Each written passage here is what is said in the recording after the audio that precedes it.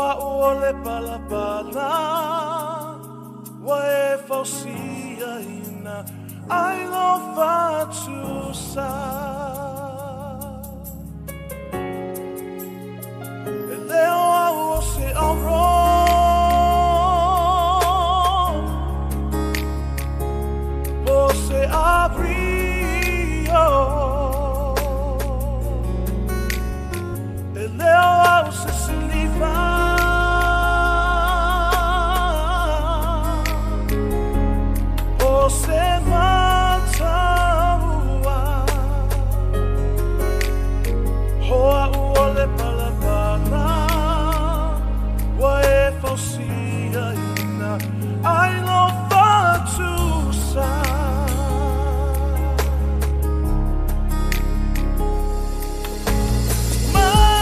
Manava tasimaya, loma madu, yatangiya, lobaiya,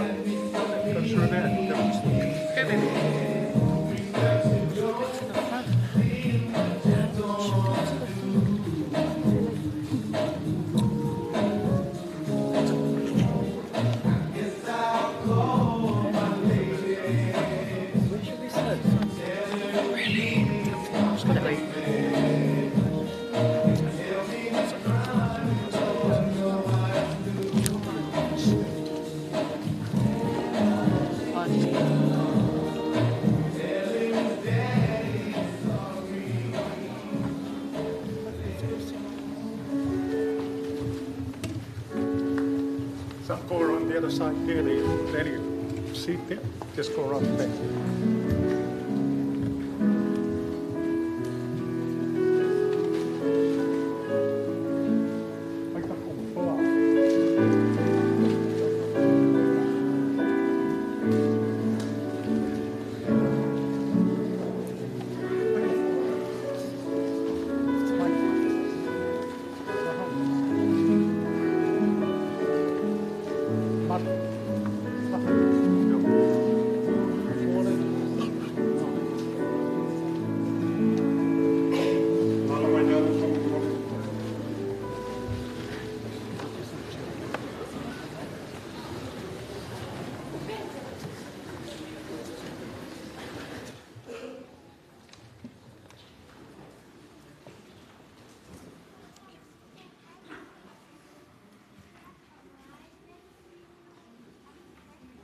Mon mai loa ia malvale alofa pa whaio iangi ie pa mon.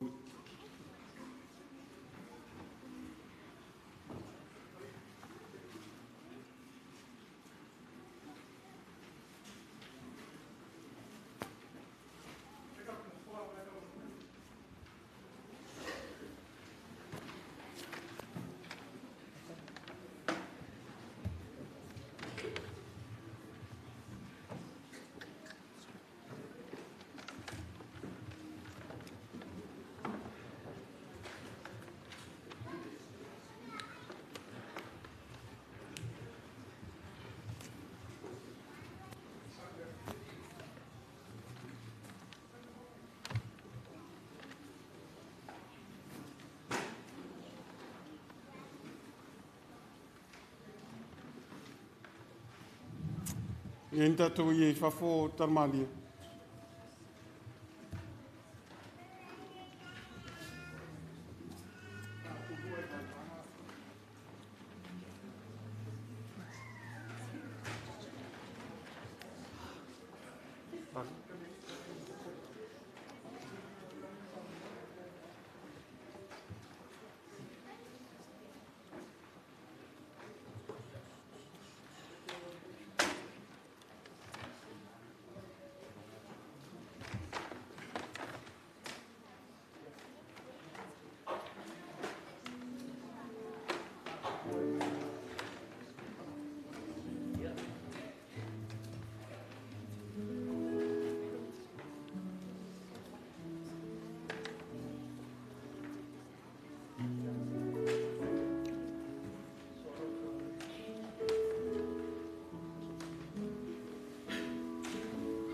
Manteu.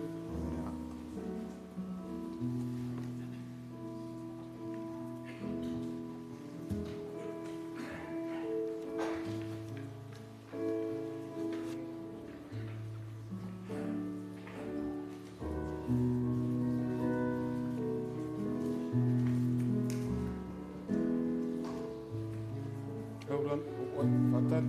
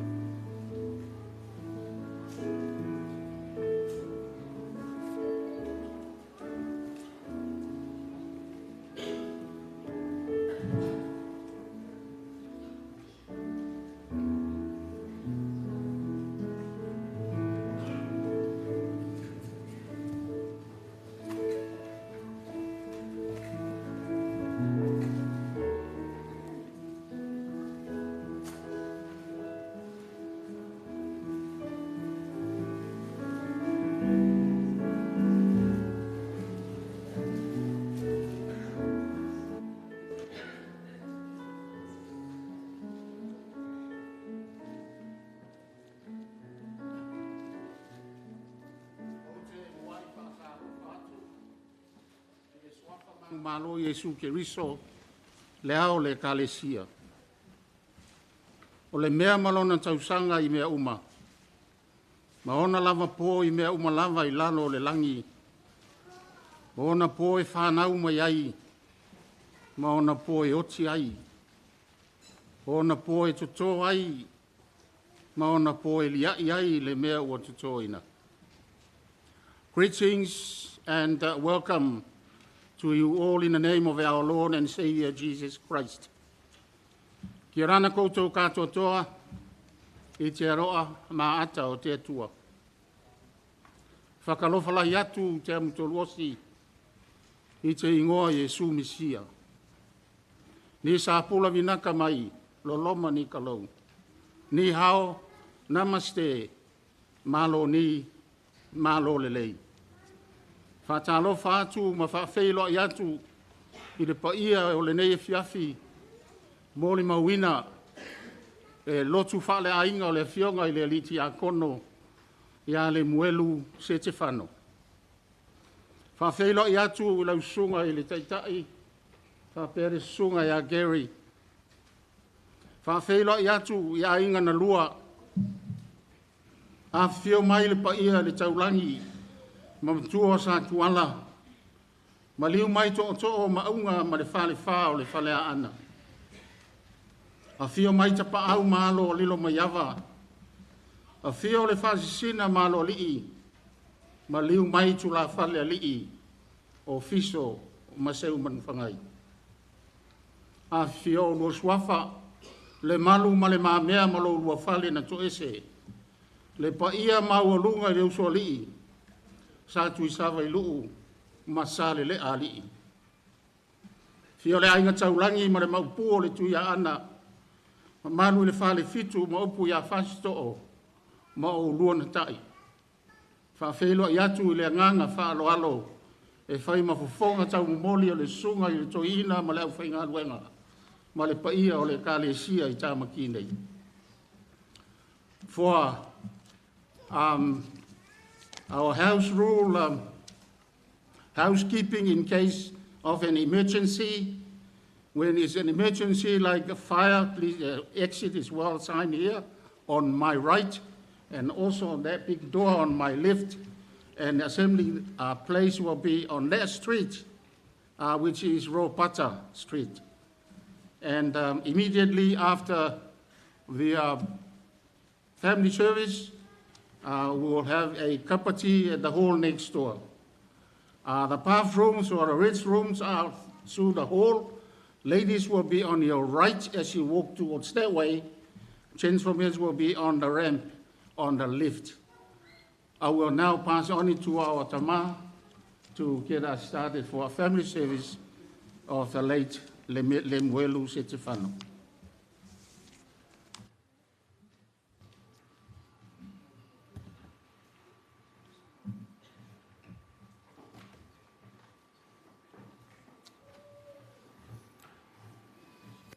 When someone so young passes away and died before their time, it is a tragedy, a very sad time. As I look around the church, I'm sure Maima and the children appreciate the turnout, the friends and the family of LEMUELU. So welcome, welcome. As I look at you, I think about my own time. When I die, most of my friends will be gone. And I'm sure none of you will be there. But let's use this time to thank God for the life of our father and brother, to celebrate that time and to offer our comfort to Maima and the children, to Vaisamoa and the children. Let us worship God. I whawhtaia le tua le tamāle tātou li I o Iesu Keriso. O lena whanau fuwina I tātou o lona alofa tele. Na ia i ul wha moe wola. I le toi tū mai o Yesu Kiriso na ie uoti. Ia i ul tofi e le pala. E le aise le anga o iai. Amuia e wha no noa. A wā e wha mawhan whanaina i lātou. Whetalai ki tātou whaola. O nei li toi tū maleola. O le wha tūtua mai i ātea. E u lava noti. A e ola lava ia. O tangata o lau ma o e wha tūtua mai i ātea u. E le o ti lava e o i le whaavavau. Tātou talo. Let us pray. O gracious and loving God, always close at hands. Even when we were far away, you continue to run after us and comfort us and strengthen us in times of troubles and hardship. Like this season, God, where we are saddened by the death of a friend, a father and a son. But in our grief, your Holy Spirit continues to be close to Maima and the children, Waisamoa and the family, and your congregation here in Tamaki. We thank you for bringing your children and our family together this evening to remember your goodness and your love to your servant and to each and every one of us. Draw near and bless our family service this evening. Bless those who will take part in the service through singing, reading, paying tributes, and eulogy. Also bless our preacher and the word that will continue to comfort us and reassure us of your love through Jesus Christ, our Lord and Savior. Amen.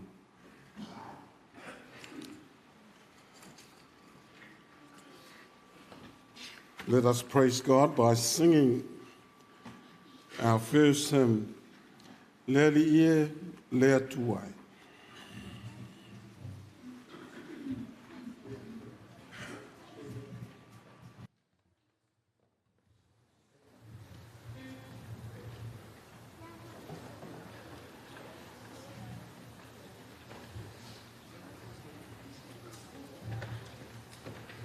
Please stand.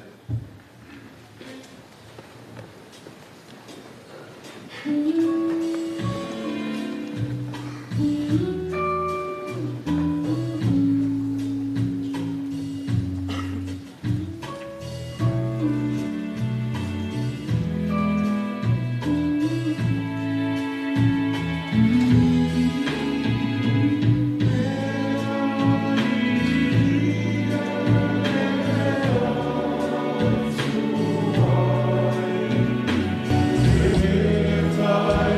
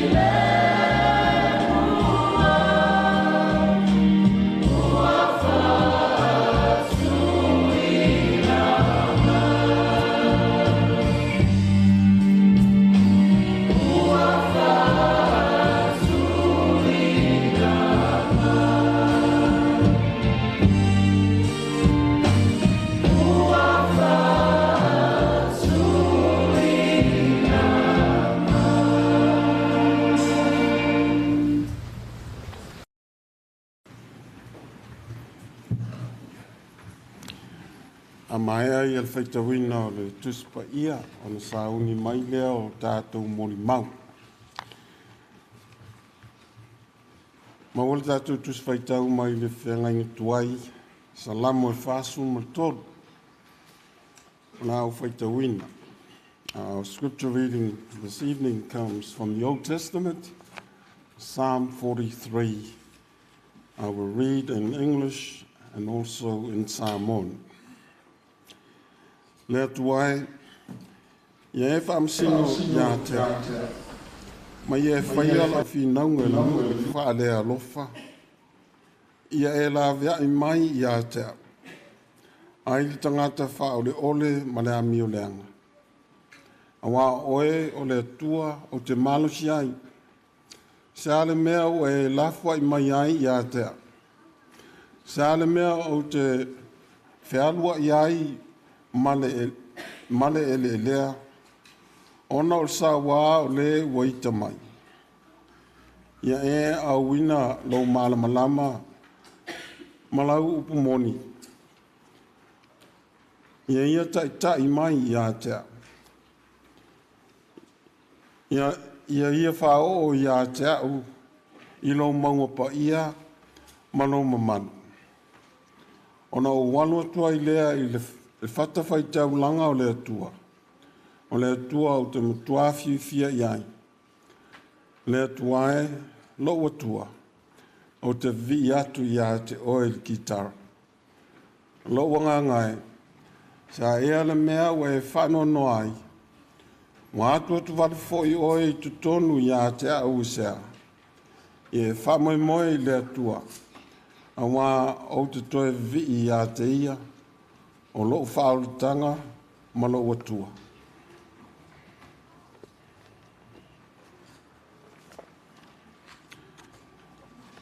O God, declare me innocent and defend my cause against the ungodly. Deliver me from lying and evil people. You are my protector. Why have you abandoned me? Why must I go on suffering from the cruelty of my enemies? Send your light and your truth. May they lead me and bring me back to Zion, your sacred hill, and to your temple, where you live. Then I will go to your altar, O God. You are the source of my happiness. I will play my harp and sing praise to you, O God, my God. Why am I so sad? Why am I so troubled?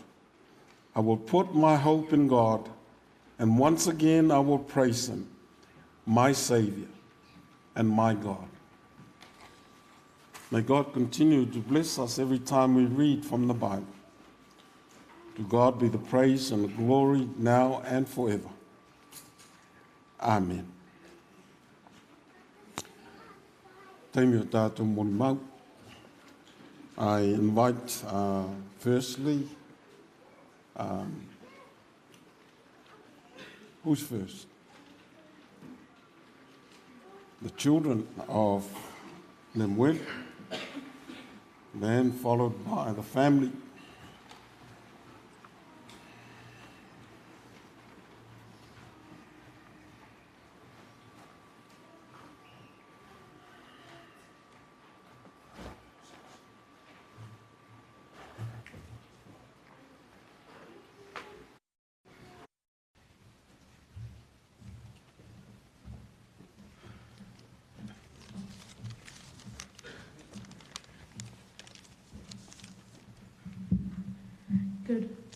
Good evening, church. My name is Saul, and I am one of the daughters of LEMUELU SETEFANO. My dad was a very special man to me. He was incredibly strong, but also very caring. He was always there for me, even when my mom would give me the biggest hiding. I'll always remember how he tried to hide his food from me, even though I know exactly where he puts it. Thank you, Dad, for always giving us right around GI and sharing stories about your childhood, about being the man around GI. Though deep down, I know some of their stories were a bit of a lie. But no matter what, they always brought a smile to my face. You're the best dad that I could ever ask for. Miss you, Dad. You may rest in peace with the people you love. May God bless you. Whawhetai lava, Dad.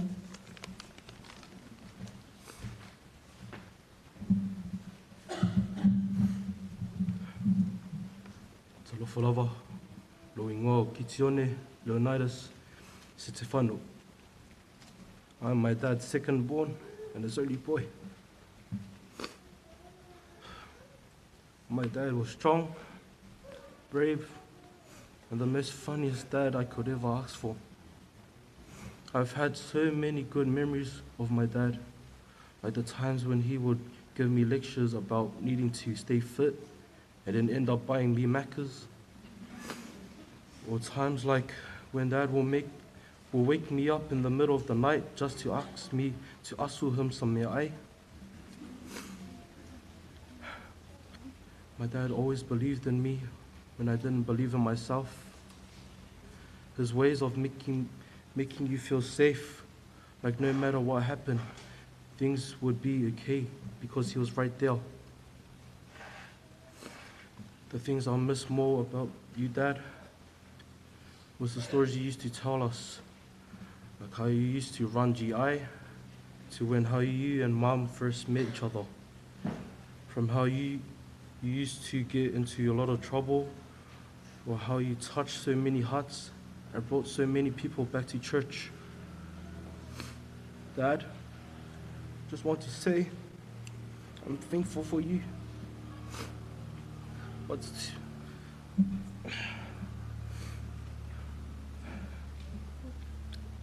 it's hard for me to let you go.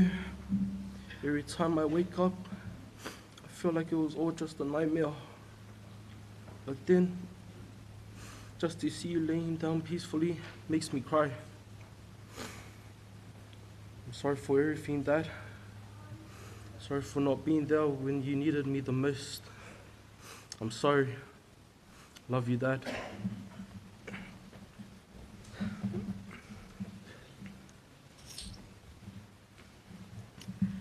Hi, family. My name's Lei, and I am Lem's eldest and my dad's Billy. Dad, the man of our house, the OG of the hood, and you all know that, and the heartiest 685er, and a hard worker. My dad was good to everyone, had everyone's back, especially those he loved. Told me all the stories of everyone back in their days. So to all my aunties and uncles, my dad told me all the stories about you guys. Now my aunties and uncles tell me stories about you. I have 3 younger siblings, Tione, Tumoe, and Dawa. I think where my heart aches more is that Dad wouldn't be able to see my siblings succeed during their high school years, where I was lucky enough to have my dad support me through all the things I wanted to do. My dad was my biggest cheerleader at every game. When I played for Auckland Samoa, Auckland Reps, and his favorite team, Macaulay's Prince, he made sure I could hear him screaming out my name, cheering on for my school and for my team, because that was the type of dad he was. Or when I had a bad game, telling me off, comparing me to my other teammates, but would always say he was proud of me. Dad, I'll forever hold your teachings close to my heart and keep your legacy alive, because you made so many things happen and protected everyone, and I am so proud and grateful to call you my dad. I love you so, so much, my dad. Rest in peace.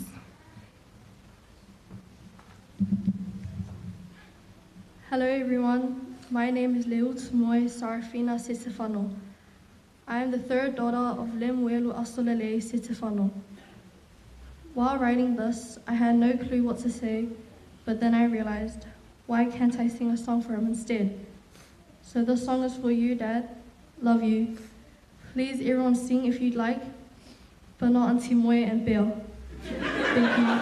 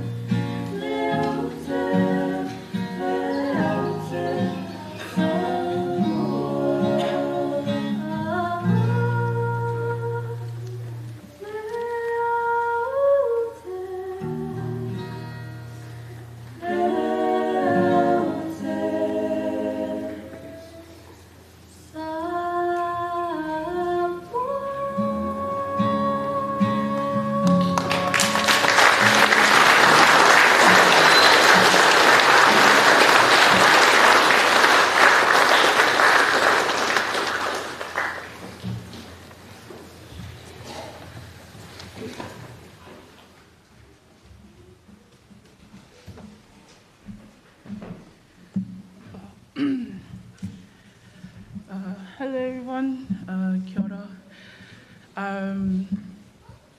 For those of you who may not know me, my name is Lengata Sia, or Sia to most. And as it says on the screen, I am Lem's youngest baby. But for sorry.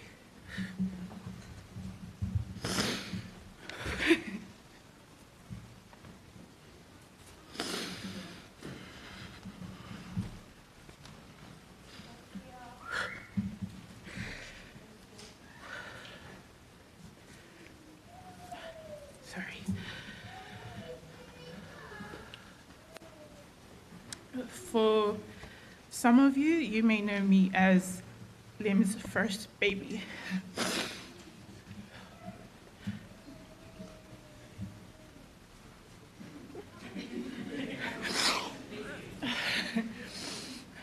And I'm actually his belly.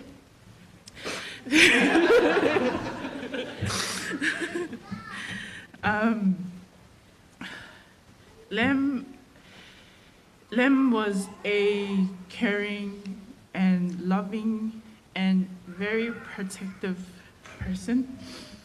Back then, he always had my back against David, and would give Levy a hiding too if he made me cry. Sorry. He was also a very straight up person. He never beat around the bush. He will tell you how it is, even if you don't want to hear it. And then he'll do a 360. And then he'll tell me about the first time he had to look after me and how he had to call my mum because apparently I took the stinkiest kanga ever. There is a funny memory that he and Maima always like to bring up every now and then. And I'm sure many people have already heard this story. You're gonna hear it again. It was around that time Lem and Maima had just finished signing off their marriage papers, and afterwards they had gone over to Ben Ritter's place on Anderson. So they get there and the door opens and little Sia sees Lem and she just runs up to him yelling.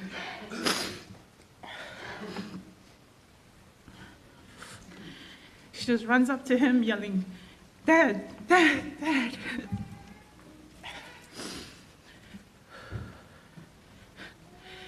And jumping around, hugging him. And Maima's there, standing confused. And she's just looking at me, clinging to Lem. And Lem being Lem, turns to Maima with me in his arms and says, "Oh yeah, this is my daughter, Sia." And Bear went along with it as well. And we always laughed at this because Lem would always do these facials, the facials that Maima did that day. And he would always say, "You should have seen her face. She wanted to kill you." And we would always laugh at this memory.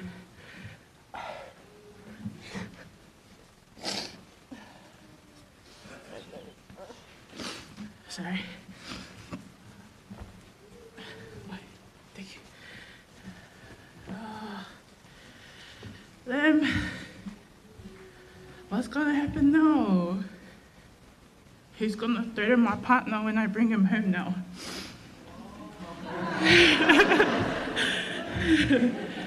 David, he's too nice. And Levy, he can't run. Jake, I love you, fatty. But all jokes aside, Lem, thank you Thank you for being a father, a cousin, and a brother all in one. Thank you for the never-ending love and support, and of course, laughter. And thank you for being you. Lem, please forgive me if I had done or said anything wrong that hurt you. And please forgive me, Lem, for not coming home sooner.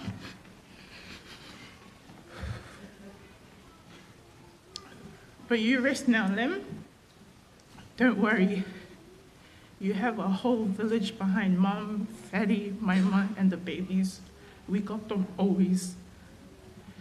I love you, Lem, and I'll miss you heaps always. Manuela Malanga.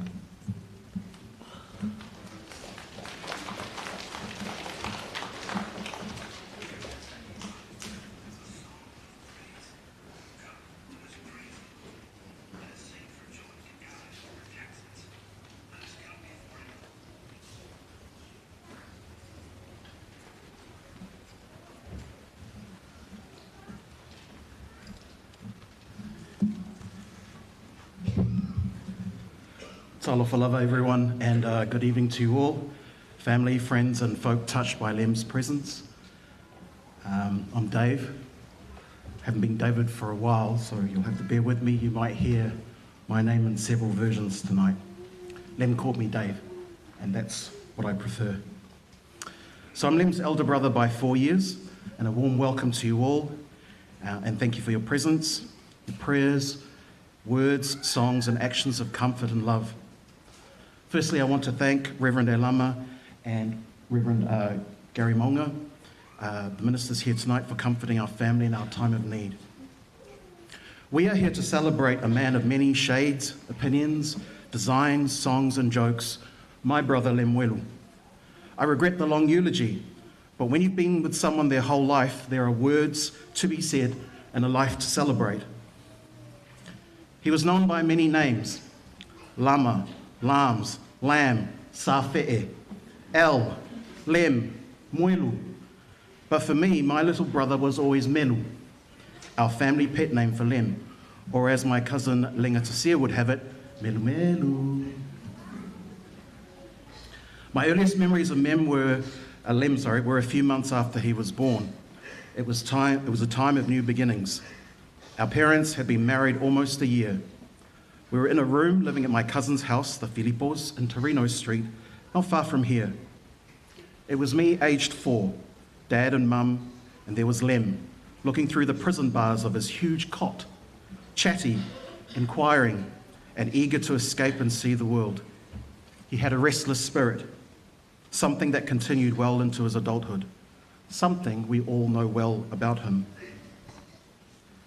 Much of Lem's childhood was a mix of watching him dance to Michael Jackson. His moonwalk and command of Jackson's Bad are the stuff of family legend, and MC Hammer. Lem loved to dance and the spotlight as a kid. I smile when I remember this. These were contrasted, unfortunately, with visits to Samoan massage to cure his asthma. He was accident-prone, too. The restless spirit would never leave him. My parents worried about him, as did I. I always looked on in envy. I had the weight of expectation, propriety, and duty on my shoulders as the eldest. Lem just went out and enjoyed life, danced, made friends, fell out of trees, ate feijoas, sang songs, and told jokes. He was truly living his #best life. Church loomed large in Lem's life as he searched for meaning in it. It shaped him not only spiritually, but also in relational terms. In teaching, as you all know I'm a teacher, we have a saying when disciplining students: connect before you correct. Lem was truly a connector through Christ. He was a social butterfly. He lived for the banter and human connection. He loved stories. If Lem was the connector in teaching terms, I was the corrector. It is this yin-yang contrast that made our relationship as brothers work. We never competed in the same sphere, but we always loved and respected each other. I am the family introvert, the studious, focused, low-risk, low-stakes, thrifty one. But Lem truly was our high-risk, high-stakes, live-large celebrity. I was happy to let him shine. We are very much the cars we drive, literally. I am the second-hand electric vehicle with music turned to a whisper. Lem would be the grunty, gas-guzzling four-wheel drive or SUV, thumping out music for all to hear. That was my Lem. You always knew when he was pulling up. For those of you who know us three brothers, you will know our love of music. Levy plays the guitar, drums, composes and sings. I trained classically as a singer, conducted and dabbled with instruments in my youth. And Lem loved singing and composed. Lem loved all music. Something you don't know about Lem was his love of classical music. We often discussed choral music, the works of Tchaikovsky, Beethoven and Mozart, sometimes even opera. All music that I loved and he grew to love too. My eclectic taste rubbed off in other ways. I was surprised to hear from many of his friends his love of the UK band Queen was due to me. It makes me smile to think of Lem possibly head-thumping along to Bohemian Rhapsody in his dream Kia Carnival in the sky right now, like a scene out of Wayne's World 2. One of my fondest memories of Lem was the night Leigh, his eldest daughter, was born. Once we were admitted to the birthing suite after her birth, everyone else was crowded around mother and daughter. But I took one look at Lem, and he was crying so hard I wondered if he was afraid of what lay ahead for him as a father. I hugged him to check he was okay, but he assured me they were tears of joy. I'd never seen Lem so emotional to that point, other than at his wedding. It was a hug I will never forget. Fatherhood changed Lem. He loved kids and being a dad. If you are one of Lem's friends or colleagues, you've probably figured out by now, I was the mythical, fictional older brother overseas. I do exist. I'm real. And Lem was always, always proud of me. He loved bragging to folks about where I was, and he told me that. For much of Lem's adult life, my work has taken me to postings in Indonesia, Australia, and Turkey. And with that came the fulfillment of my ultimate passion, travel.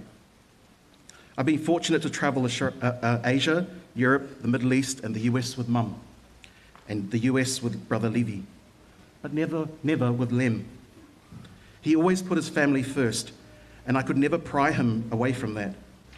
FaceTiming him with Levy from LA and New York, I did feel my brotherly bond with him. I wished he was with us. I had planned a big trip for Lem and I once he reached the magic age of 44, beating the age at which our father died 21 years ago, at 43. This was our measure of making it in life. We had a pact from our 30s that A, we would reach 44 and grow old together. B, we would take a big trip together with Levy, possibly to the US or Mexico, a country I love.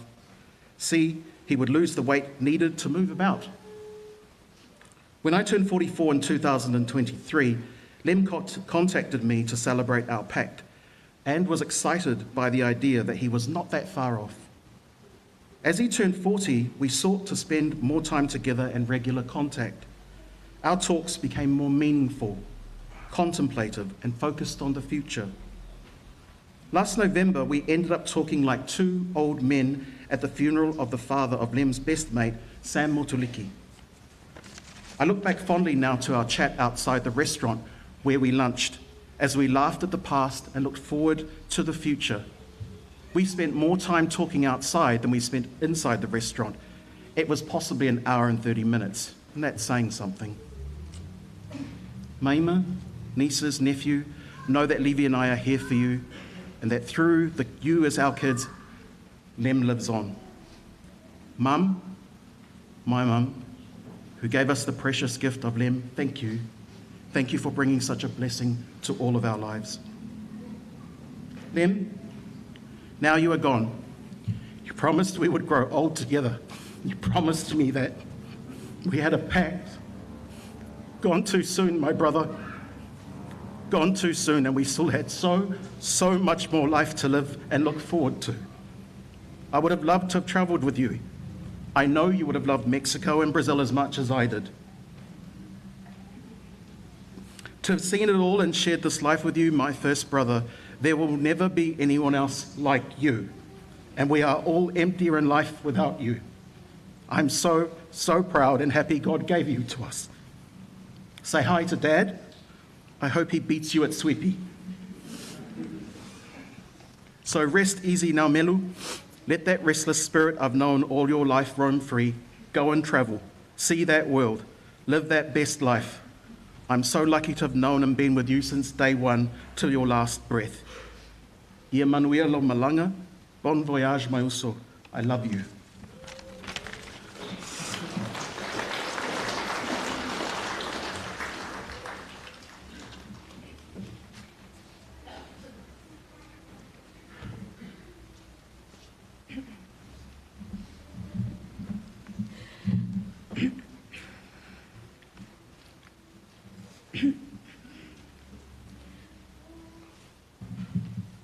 Talofa lava. Hi, my name is Alangi. I'm one of Lemuelu's older sisters. I'm the youngest of the two. Lem, our older sister Alofa, and I didn't get to spend much time together growing up as siblings. But when we did catch up, which was only a few times, it's like we never grew up apart. Our love and bond was so strong as Dad would have wanted. Lem always acted like he was the oldest, would lecture me over video calling, how my dad would have if he was alive about my kids. Always so serious and no laughing. Until we get to say goodbye, he would burst out laughing. He would always tease me about why I always have a new boyfriend, a new partner every time I came to see him.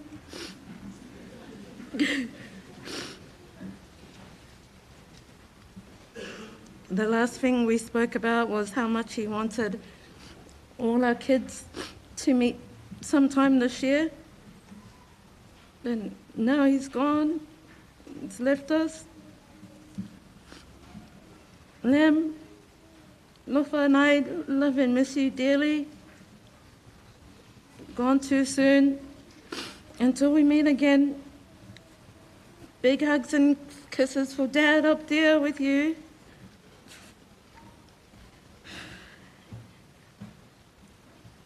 I didn't get much time to spend with our dad with his passing. And now he's done the same. I love you so much, it hurts. Lem, until we meet again, I'll introduce you to my new partner. Manuel o Malanga, Whafte Lava.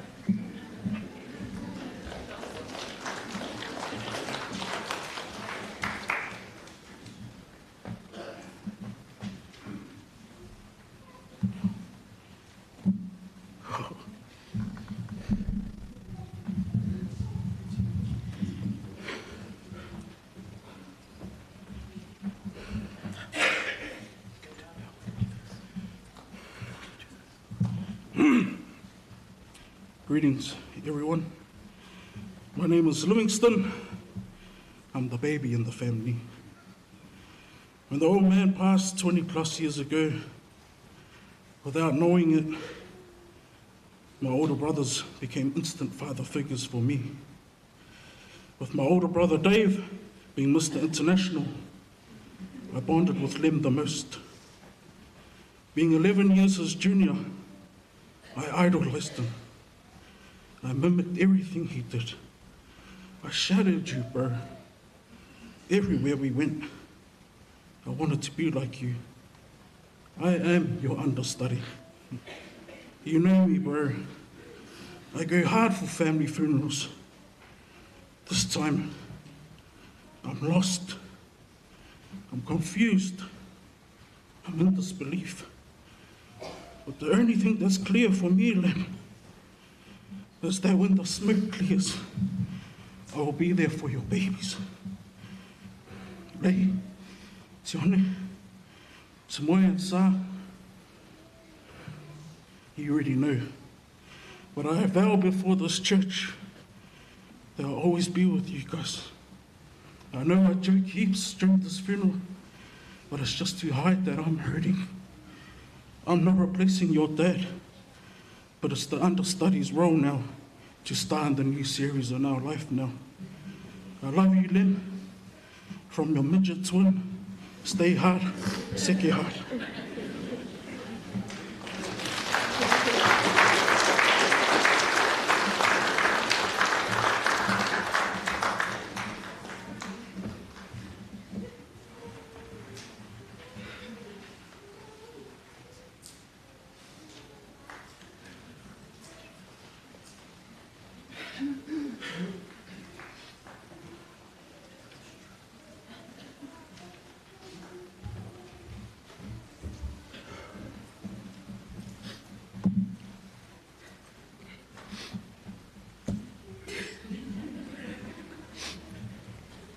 Whatalo whātu, le suafa manumalo tātou tamā o le langi. Whatalo whātu, le susunga i le toiina, le awhai ngaluenga pa ia le atua. O whalo whātu i le pa ia o le ekale sia, ai meise foi o wō ma e māsani, whaapea foi a inga ngalua. Whakatalo whātu, toku ka inga tuvalu. Greetings to you all. God is good? All the time. All the time? God is good. I've always wanted to do that. Honestly, and it's actually feeling really good. Come back to church.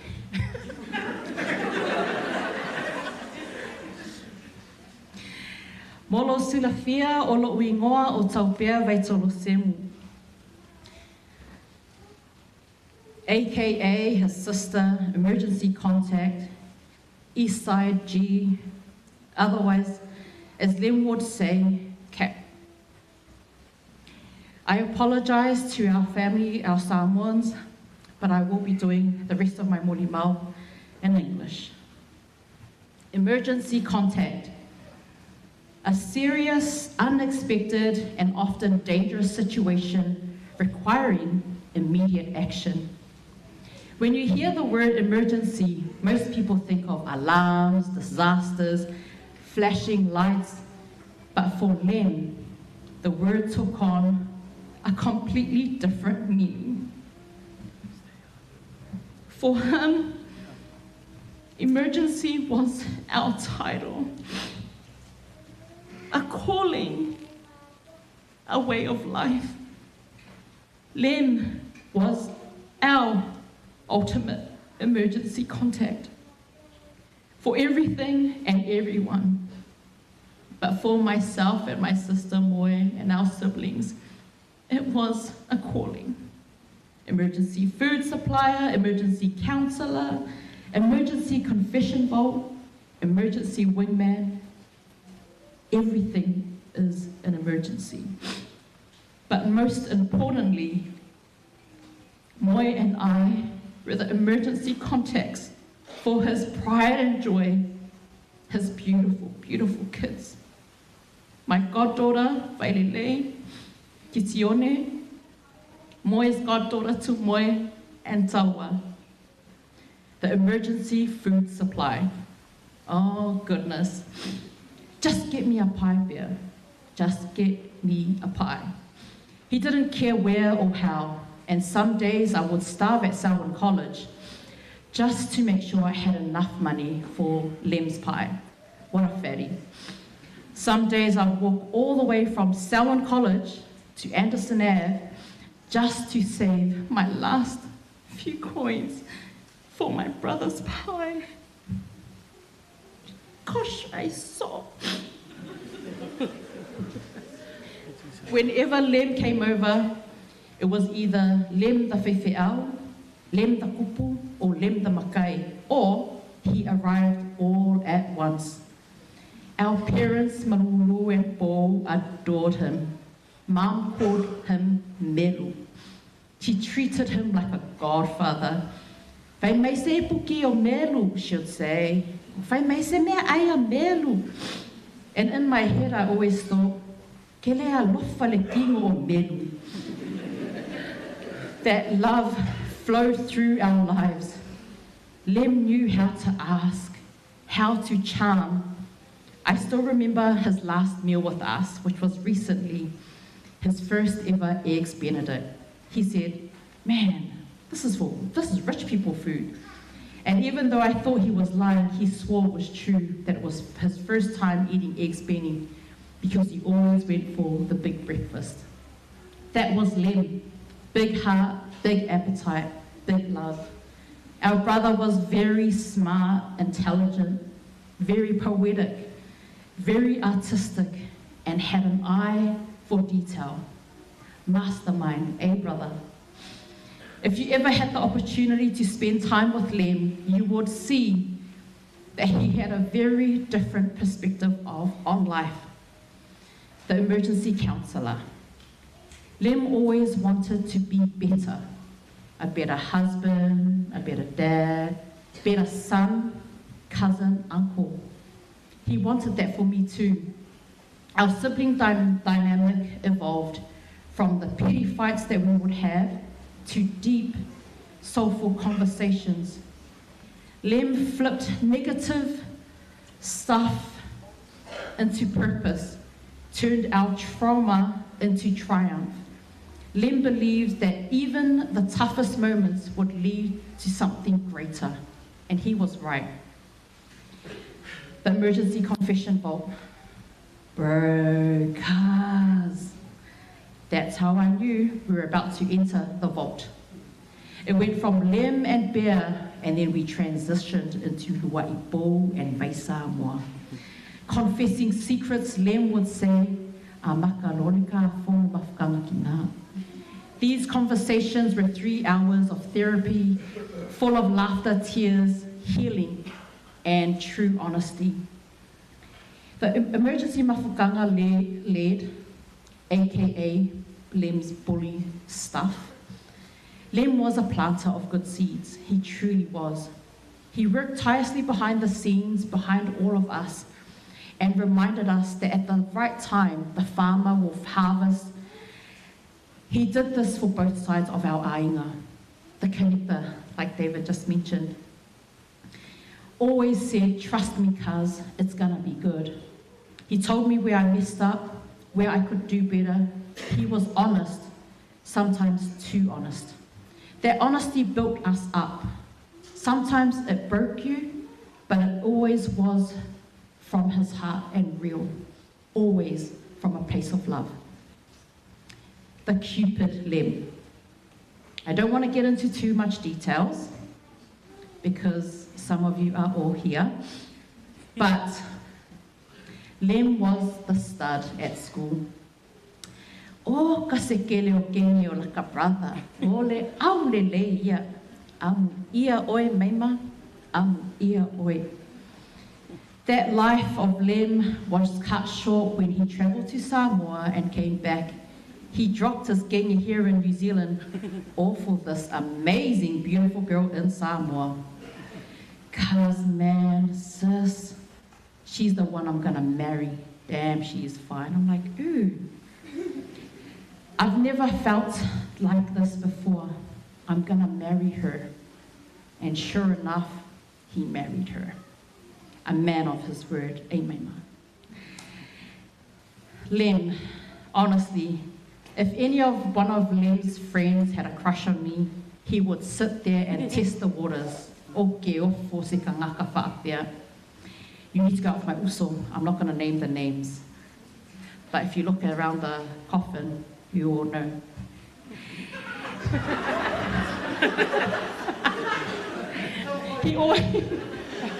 He always said, I always said, Lem, why? Why are you like that? He said, Bear, the only reason why I want you to go out with someone that's close to me is so they can protect you. Always. He was always protective. Lem and I had that underdog connection. We understood the struggle, but he made sure I never felt like an underdog.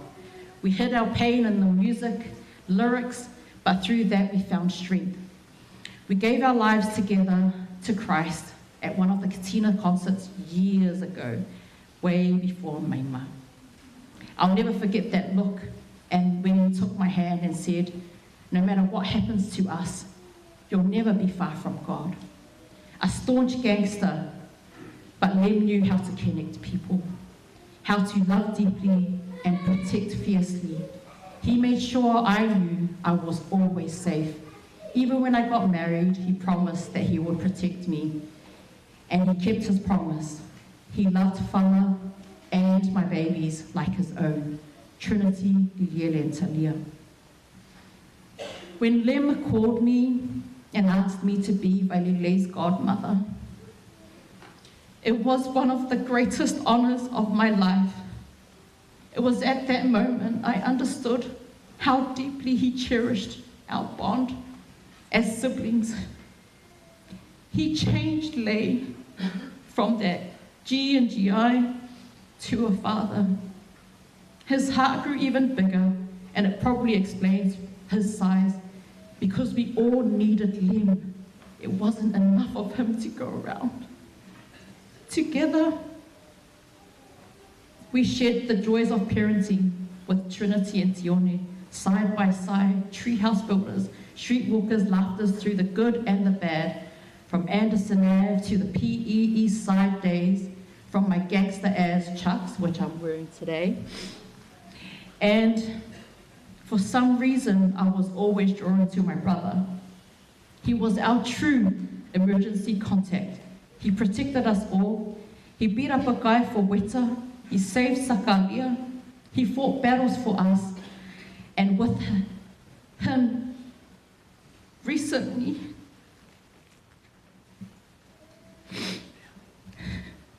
he helped us through Dad's cancer. He stood by me and Moy. He stood by all of us. The way Lem loved wasn't always what we were used to, but it was real. It was forever. And like the lyrics, he gave me life to lead, sheltered me, promised me everything, and kept his word. I love you, Lem. Thank you for being our emergency contact, our brother, our hero. And this is the only time I'm ever going to say this for you, brother. Come on, Moy. So woo! Emanuelo Malanga. Fatalo fatu, I lau sunga toeina, taitai o le sauninga, palau au ba. Fatalo fatu foi il mamalu o le nei sauninga. God is good. And all the time, God is good. Thank you. Good evening, everyone. Warm greetings to all our families and friends whom have gathered here this evening to celebrate the life of our beloved brother, LEMUELU ASOLELEI SETEFANO, or as we would know him as Big Lem. So for those of you who do not know me, my name is Leo Tumoe, and I am Lem's first cousin. But Lem always said I was his beautiful little sister. So I should have really been under that siblings list on the program before David. So bear with me, I'll need 4 hours to say my molimau. My mate over here and I stand here for you today as his emergency contacts. But I would say Sergeant and Captain. Sir, yes, sir.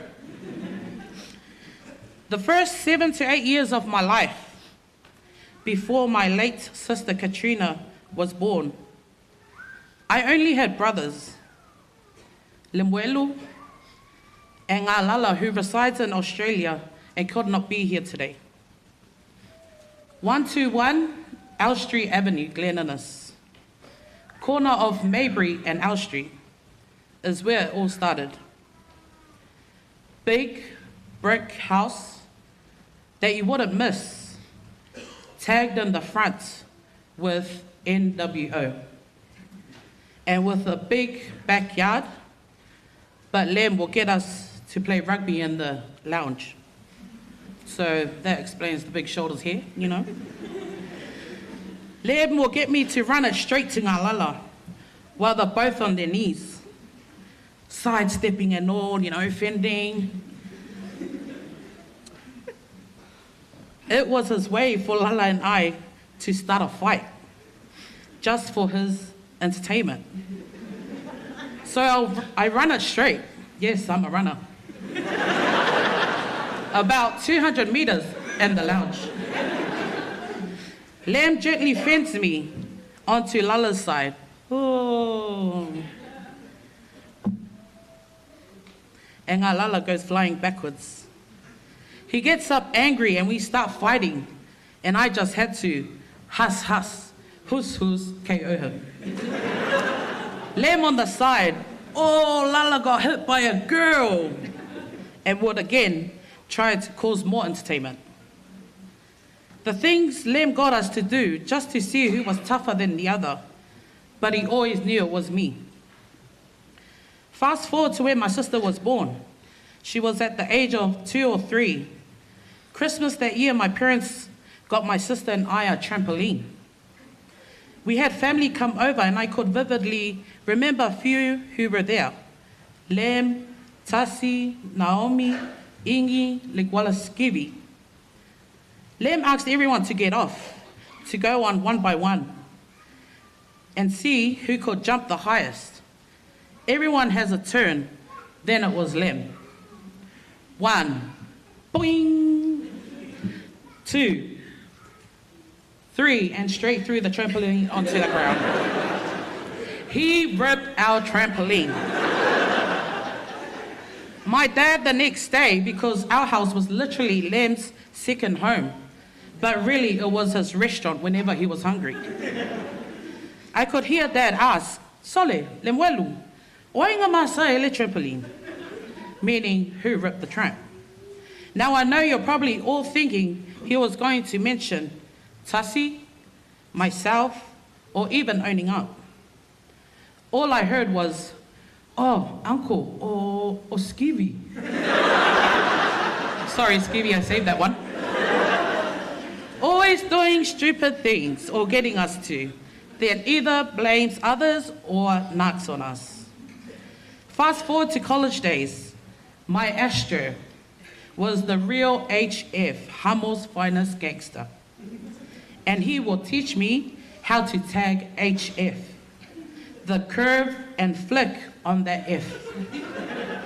But you would have never thought this gangster picked me up one day and took me to Bible class and made me give my life to God together with one of his mates back then named Lenny.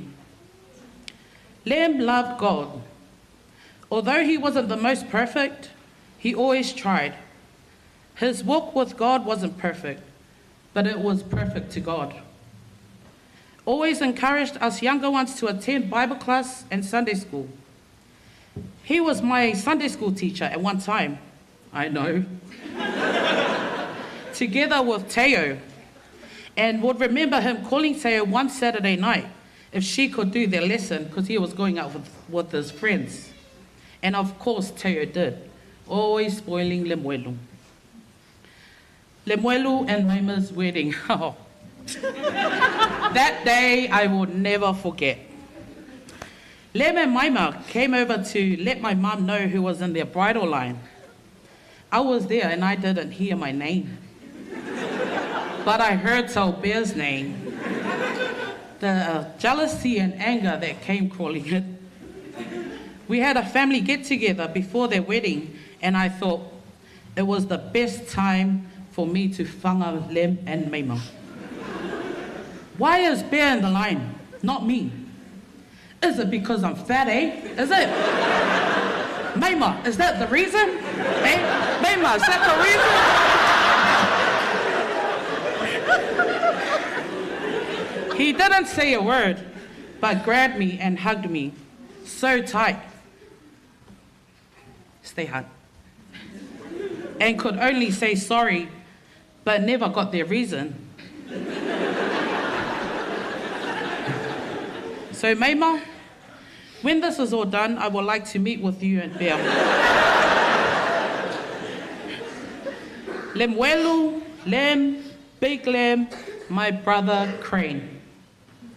I could go on and on with all the memories I had with you. On behalf of all your first cousins, your father's siblings' kids, we would like to thank you. Thank you for being our leader that we looked up to. Thank you for keeping us in our lane whenever we needed to be reminded, especially myself.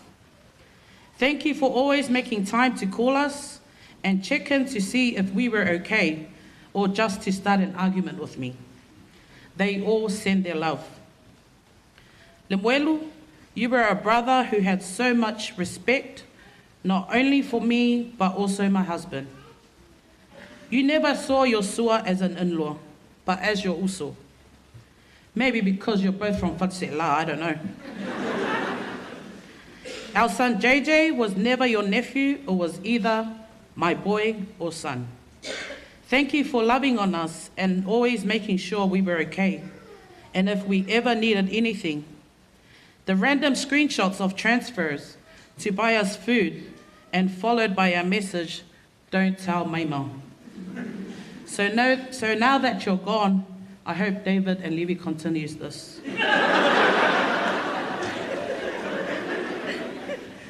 Just last month, Lem and I had a heart-to-heart conversation, and it went like this.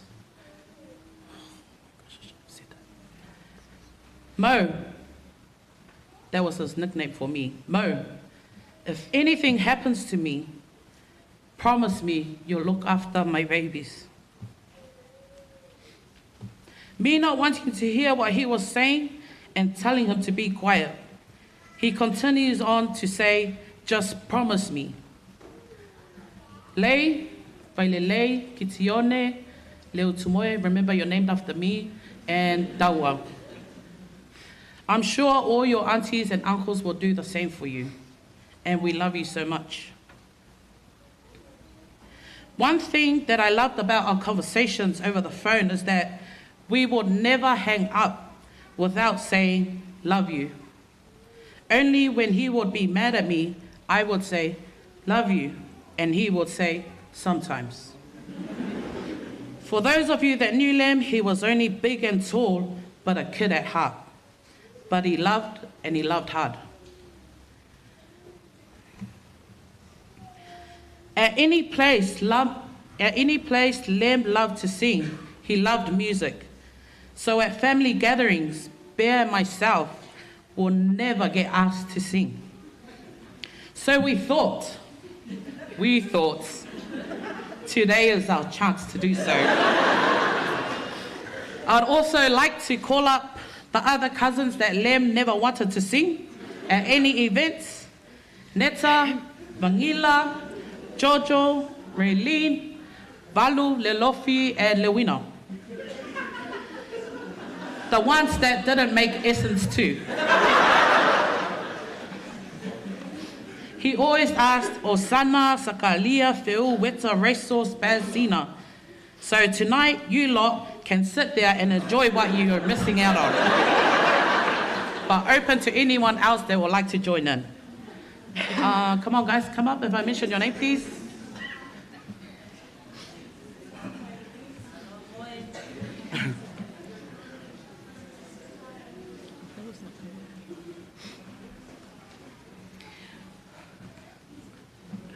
So we're going to sing it, but can someone else start it for us?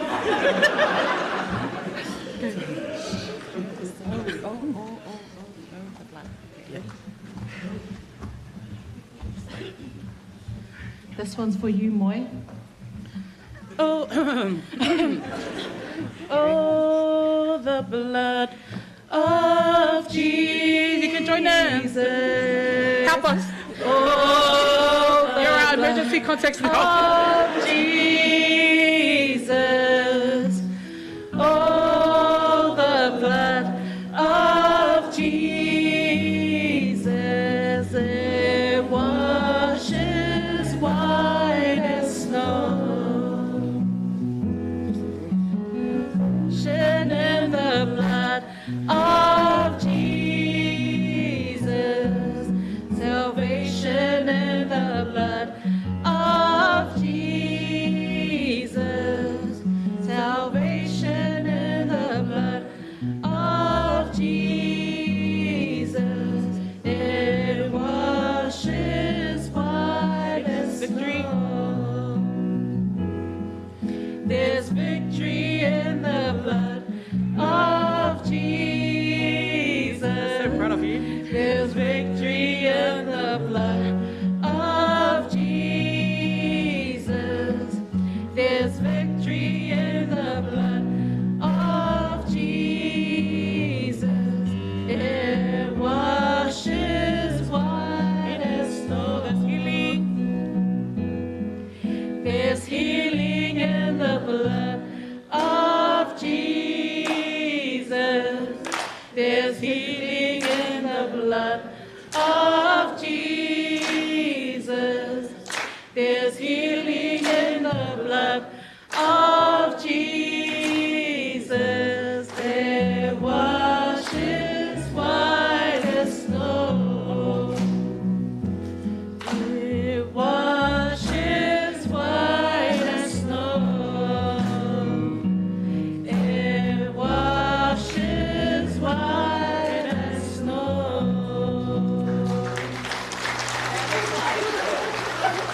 Lem, I hope you enjoy that because I know you're laughing so hard right now.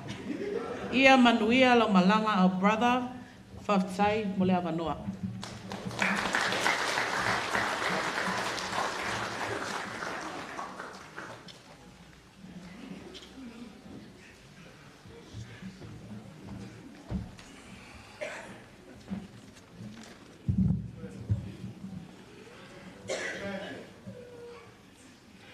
Talofa lava, family and friends.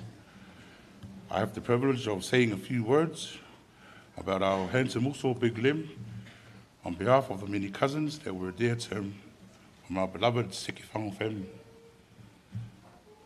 LEMUELU ASOLELEI SETEFANO may have looked like a scary guy, but behind that tough exterior, he was a warm, loving soul that always made us laugh. It made time to have meaningful catch-ups with each and every one of us. He kept our Seke family chats alive with his daily videos and voice memos. His banter that he sometimes took too far and had to apologize for later, which also came in the form of a funny video and him just constantly doing his best to keep us together and always meeting together, which is why each of us have that special place for our big bro Lem. At every family event we had, Lem was always present. Even though he never did any of the fe'aus, his presence was enough for us, just to feel his love that he had for our family. He initiated every jam session we had and was always reminding us after every funeral, let's not just get together for funerals. And here we are again, cuz. Not so long after losing Mama, you've created this mini reunion for us all to celebrate you, cuz, and to praise God for the many lives you have impacted. You pushed a lot of us to join the church band and Bible class, and we are forever grateful that even though you stopped coming to church, and laughed when we asked you, when are you coming back to church? We are here. We know God and love God because of the role you played behind the scenes. You gave us all unique nicknames: Spaz, Mo, Spice, Z, Kibu, Sans, Ish, Nets, just to name a few. Ones we've all had to laugh about this past week. Thank you also. We will never forget you. You still owe us a seke camp, but don't worry, we will do our best to make it happen. I'll leave you with this, something you always said and reminded us at each family funeral: stay hard, seke hard. Ia manuia no malanga uso. We love you, we miss you. I'd like to call the seke kids to come up so we can sing a song that Lem taught us. Mole. Yeah. If you're lovely.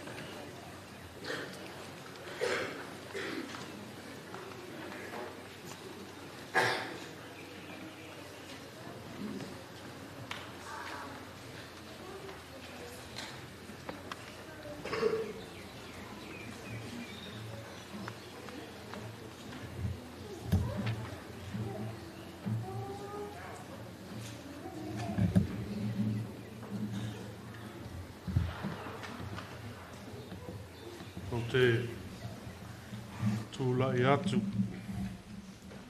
ma whalo alo te hawa ia leo leo e whaima whotau moli moli i le O'Brien a inga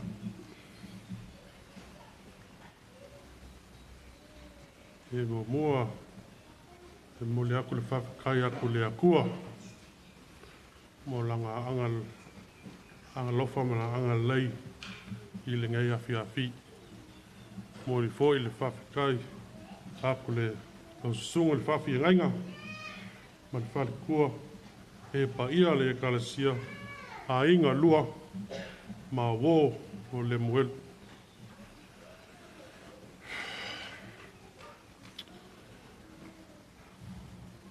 O le moli mau au, I'm doing it as his first cousin. Wa le first cousin o Lemuelu. It's been an emotional week for everybody.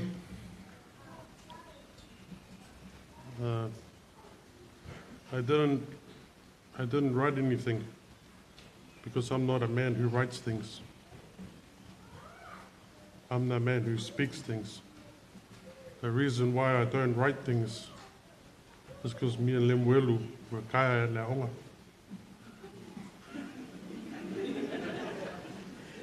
So there's no point starting now. I'm here to give you memories. Well, I've been asked by the family. I didn't really want to because it's also too emotional for myself and everybody else. But because Lemuelu, we grew up with a special bond. Everyone here had a special bond with Lemuelu in their different ways. When we grew up together,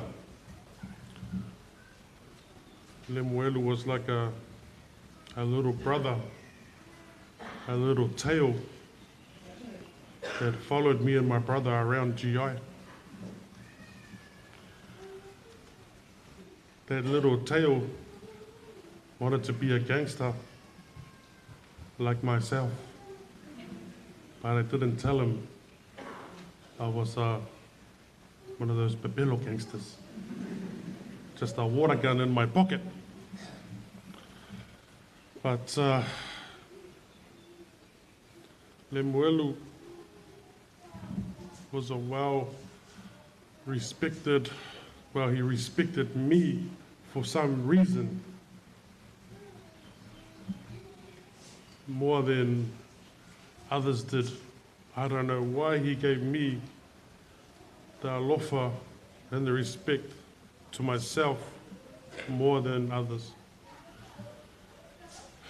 He told me recently that there were 2 men he was scared of in his life. One passed away 20 years ago, 20 plus years ago. The other one stands here before you. I have no idea why he said that to me either. But he treated me as, he looked up to me as his older brother, and I looked down at him as my younger brother as well, with my brother John. And I tried to teach him different ways than trying to follow your cousin's ways. Fortunately for myself and a lot of us guys here in Glen and Pamua, we were growing up with a loving family. And there's no point where you can't be a gangster if you have a loving family. And that's what we had in our lives. We had the O'Brien family, who were a loving family, and the Setefano family is also a loving family. I grew up with the Setefanos. I grew up with all the neighborhood kids.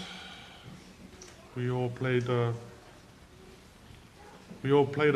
lot of basketball games. We had a lot of chats. We played a lot of lakapi against each other, lakapi with each other. And LEMUELU was always our cheerleader. He wasn't a man who wanted to go for a run all the time. He just wanted to do maybe 20 minutes and that was it. He wanted to go home. LEMUELU also, when he was younger, he worked with me. As you do, you help your cousins out in times of need. This is before he met his beautiful wife. This is before he had kids. LEMUELU, I gave LEMUELU a job because of the love I have for him. LEMUELU didn't last long because everything is too heavy. He didn't want to lift things. And he also fell through a hole. And I think he got scared and then he thought, this is not for me. I said to LEMUELU, Luzo, your gift is music. That's what you should push, because he had a beautiful voice. For a big man, he had a beautiful voice.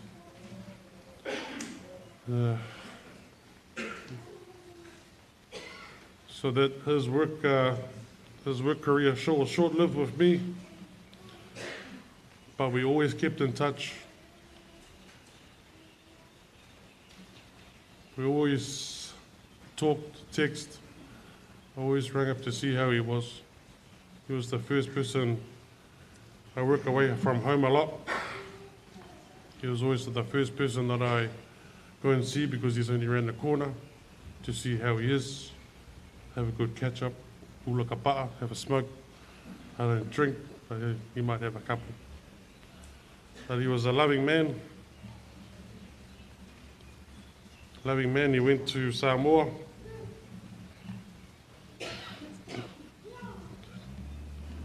Went to Samoa and found a beautiful, loyal wife, or a lady first. Like he said to his cousins, "Cuz, I've met this girl. There's a Wailingākeng. It better not be from the same village." But it wasn't.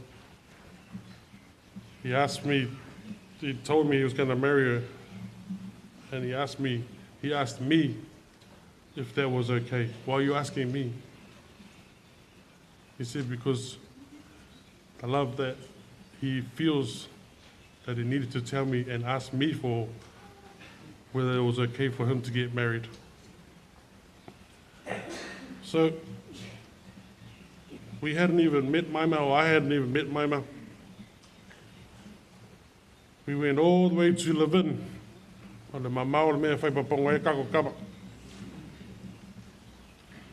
I don't know how you go to Samoa, find a girl, and then go get married in Levin.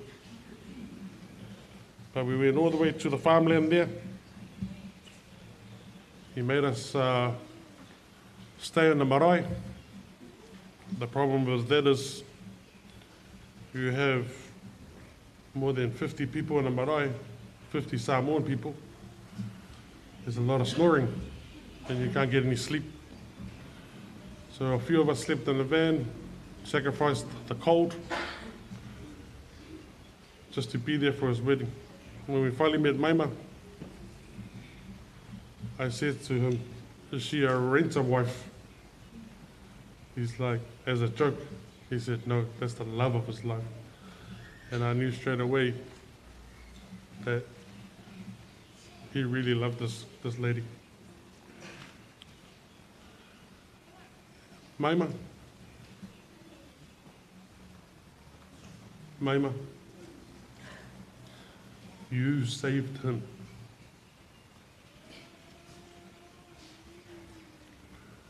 You saved him from going down a path that we didn't want him to go down. You brought him joy and happiness.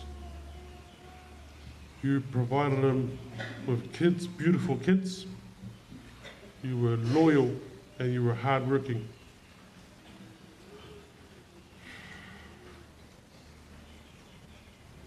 Maima, you have lost your husband. You have lost your best friend. There's no amount of words that I can say that will bring him back.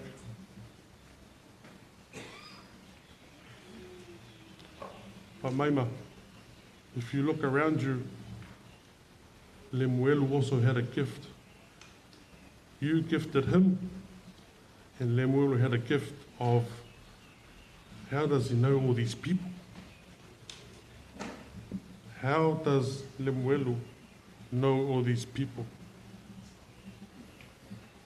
I heard it from his cousin, Sax Sikolo. The man stayed at home. The man was mostly at home. How does he know all these people? How does he have that many friends? It's because he had a gift. He was a magnet. He will draw your energy, or his energy, into you and you back. And this is why we love him so much.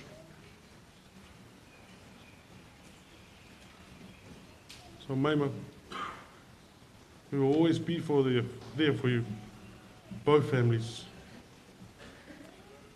Both families will always be for you. You and to support you and the kids, support Auntie Vai Samoa.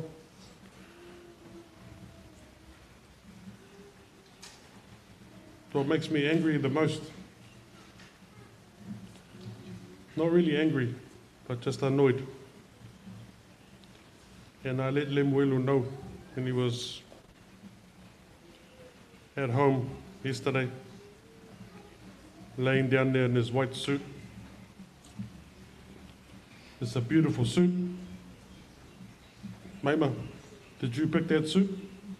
Or ilega sa piki baile langa ya langa baisa. And I said, good job to him, because he doesn't like white. I said, good job to him for leaving us the way he did. That's how pala vale fo ia i anga ia.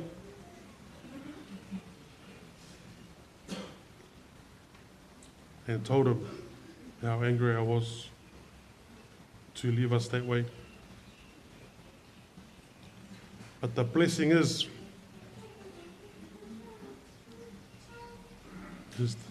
Leilua ngā kako uncle asolelei setefano, who was a great man as well.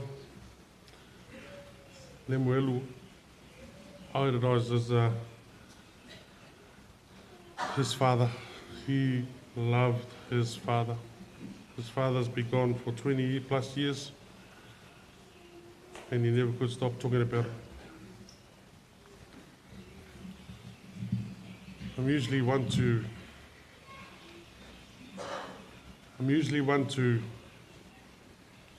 have a bit of a crack, have a bit of a banter. But for me, I'll leave that and do that in my own time. And I'll usually make crowds laugh when I want to. I have a hard exterior. My family who know me very well, my exterior is very hard. But Lemuelu broke it this week. I have never been so emotional since my grandparents passed away years ago. Lemuelu broke me. He broke my heart.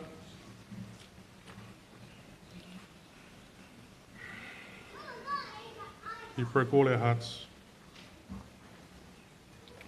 Like I said, the blessing is he's left us with a lot of amazing memories. And also he's with his dad. And his dad will be loving that. Hallelujah. Just on behalf of the O'Brien family, I just thank you all for your love and support this week, to the O'Brien family, to Auntie Vai Samoa, Maima, Whāngau, Kawika, Ia Livi.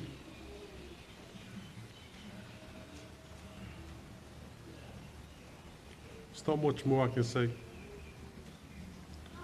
but just to thank both families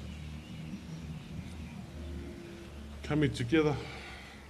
It's usually the way when it comes to farewells. When it comes to farewells, that's when tears and happiness happens. That's when, unfortunately, that's when the magic happens. That's when the true family love happens. So I'd just like to thank both families, Setefano family. Setefano family have been absolutely amazing this week, and I thank you for it. Also, thank you for looking after Lemuelu the way you guys did. Moe Tasi, always drive past Auntie Vai Samoa's house, and you guys were always by Lemuelu's side with Levy in the background. We were going to miss him, but we will never forget. Cousins love. This is the first time I'm not saying that other cousins that have passed have been different, but this one hurts the most because the bond we had. So Lemuelu, Seo Uso, Mangawi Alo Malanga, Moile Whawhekai, Alo Whaku, Lea Kua Ia Kau Lea Oko Uma, Whawhekai, Mai Manuel.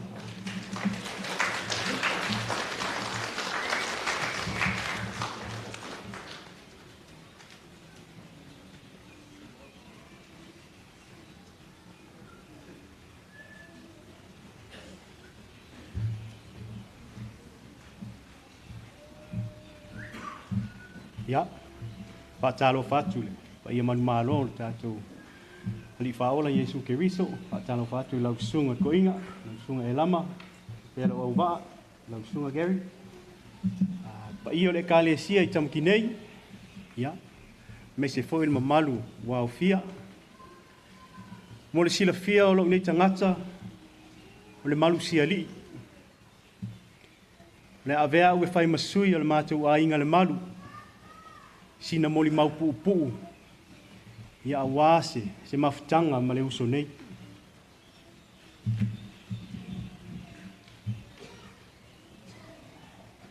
A o mātou tuputupu wa ema, tau mawhai mai I nei Glen.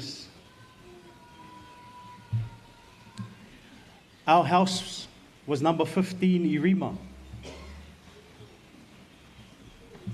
Lemuelu's house is number 4 I Rima. I le mātou tuputupu wa ela. Lemuelu would always come over to our house. Every school holidays, ele misi le aso. He would come over to play cricket. Kilikiki. Aur kilikiki a Lemuelu. Ngā o le kā.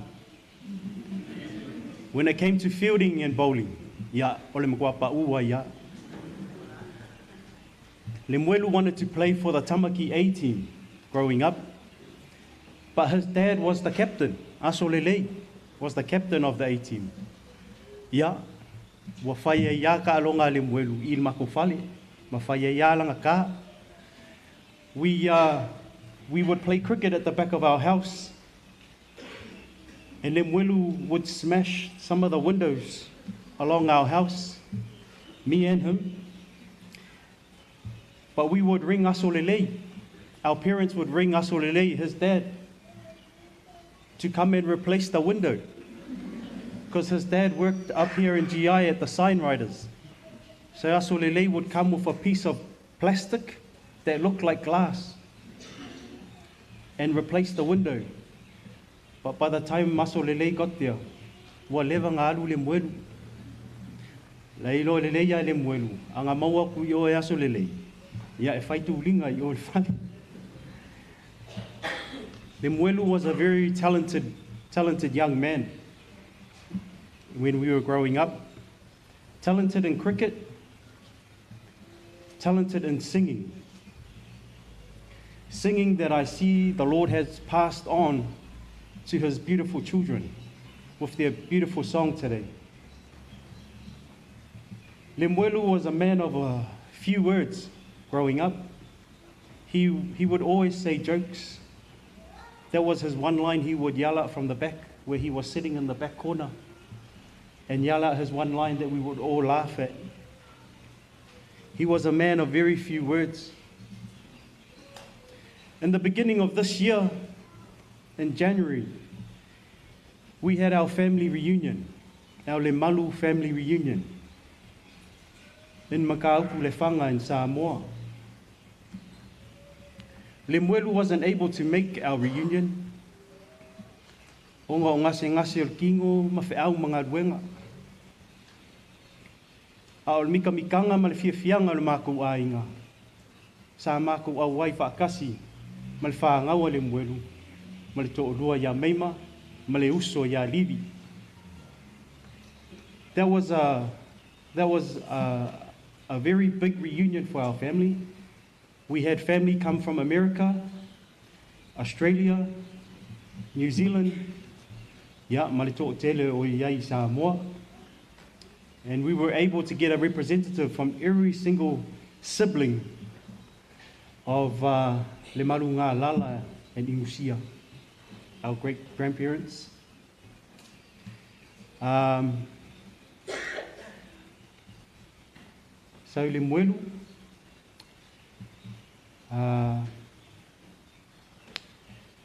before I finish my molimau, o alofa anga, mai lo tātou ainga I Samoa, le malu mal mamea, ma le to'atele I Samoa, alofa anga, mai hana le malu mal ainga, le malu hana mal ainga I Amerika. le fionga le sao, ia le malkifanga, ia Australia ma le ainga, ia e mese le loa I nei New Zealand.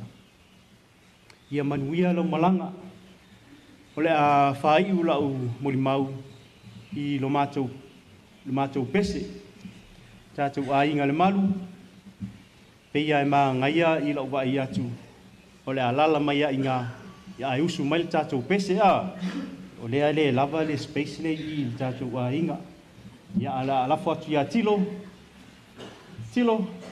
when you're ready. We're halfway through our tributes. We've been sitting for 2 hours. Let's take the opportunity to stand together with the Lamalu family. Stretch your back, and then we'll continue with the other 7 tributes that is left in our program. After the month.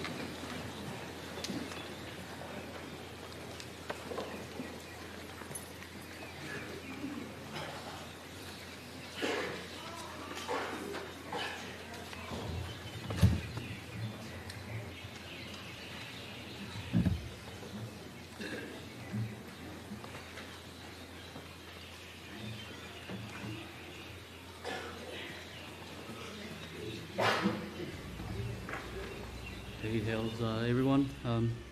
For those that don't know me, my name is Sam Whaitua. My connection to LEMUELU is through our mothers, Neuti and Osi and G-VAI. They met in Samoa, 87 small village. And that's how this guy became a brother. Like today we are gathered to honor and remember my brother LEMUELU, or Melu. Standing here is one of the hardest things I've ever had to do.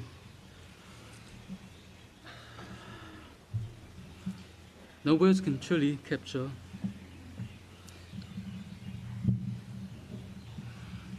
who he was, what he meant to us.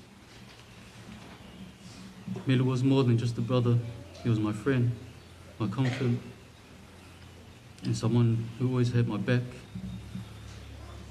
From the time that we were kids,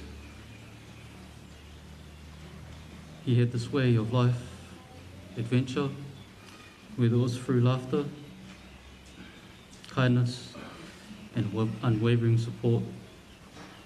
He made a lasting impact on everyone he met. He had a heart bigger than life. His love was deep, brave, courageous, and also found a way to lift others up, even when he was struggling himself. His presence was a source of strength, comfort, and joy.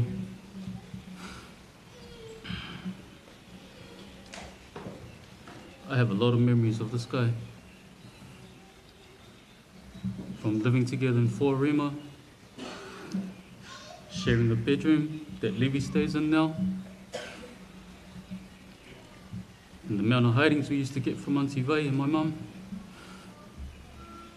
It was always Melu's fault. He always made me do stupid things. But I still loved him.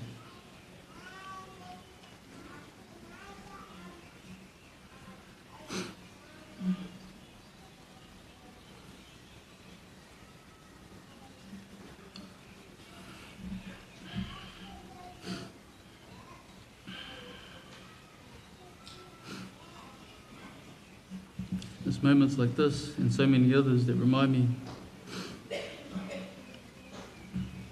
what type of person LEMUELU was, the love that he had. He's always someone that brought light into our lives. Through his time with us is far too short. His legacy lives on, and the lessons he taught us and love he shared. In countless ways, he made the world a better place. While we grieve his loss, we also celebrate his life, and we find comfort in knowing that his spirit will always live with us. LEMUELU, you will always be loved and always be missed and never forgotten. Rest peacefully, my brother. I'll see you when I get there.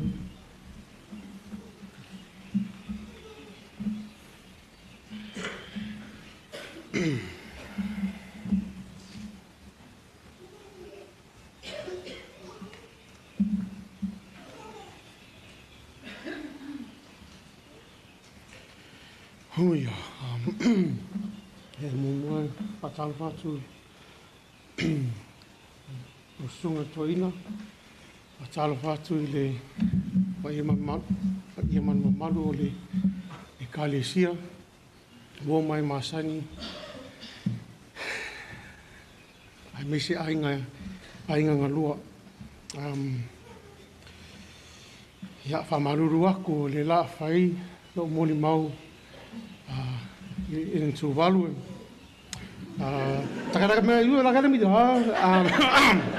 Now, I'm going to do my Morimau in English. All my Tuvaluan families offended right now. I don't care. Man, what can I say about LEMUELU? Neuti, Auntie Vai, and my dad all grew up in Elise Fo together.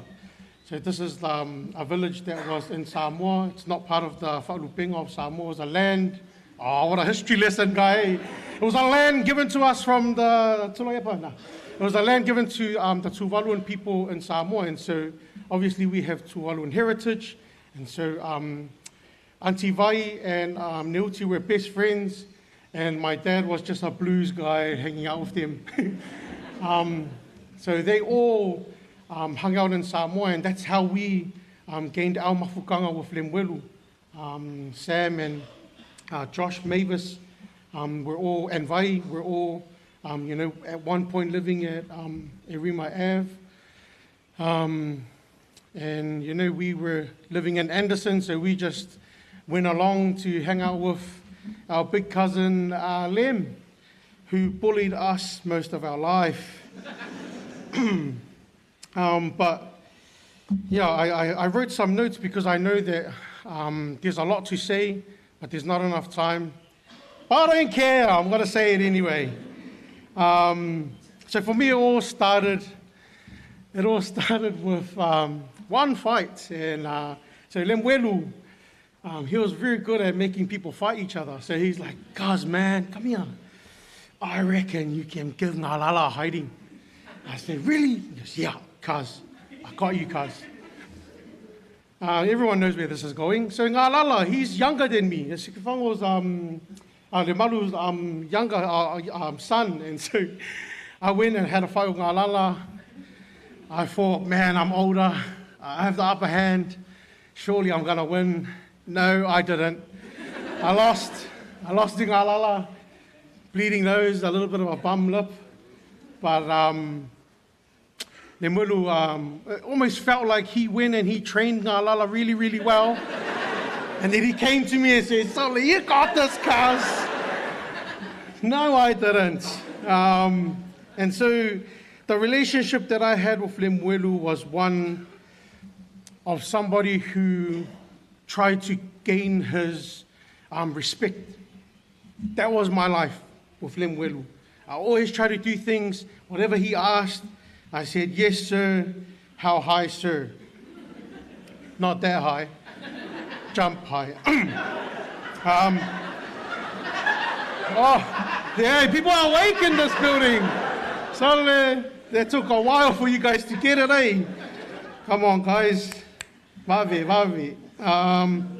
And so, yeah, well, one of the most vivid memories that I have, that me and my siblings have of Lemuelu is, like Bear said, he would walk in the door and he'll be like, "Bear, coffee, sacks, eggs." And so I'll be cooking eggs. And this one time I added, the Maggi noodles. You pull out the flavor and I thought I was the man. Like, Lem's gonna like this. Mixing it, and then I put it on the plate. He ate it and goes, "Oh, there's something different there, cuz. What did you put in there?" I was like, "Oh, sorry, the Maggi packet, the flavoring." And he goes, "Yeah, don't do that again or I'll knock you out." And so I never did it again. Sorry, I have to keep referring to my notes, otherwise I'll just keep rambling on and then Elama will kick me off the stage. But yeah, my mum, my sisters, we love Lem. There was a path that Lem kind of took when he lived in G-VAI, and it was from Maybury, or from here, where our Meuli used to stay, on this side.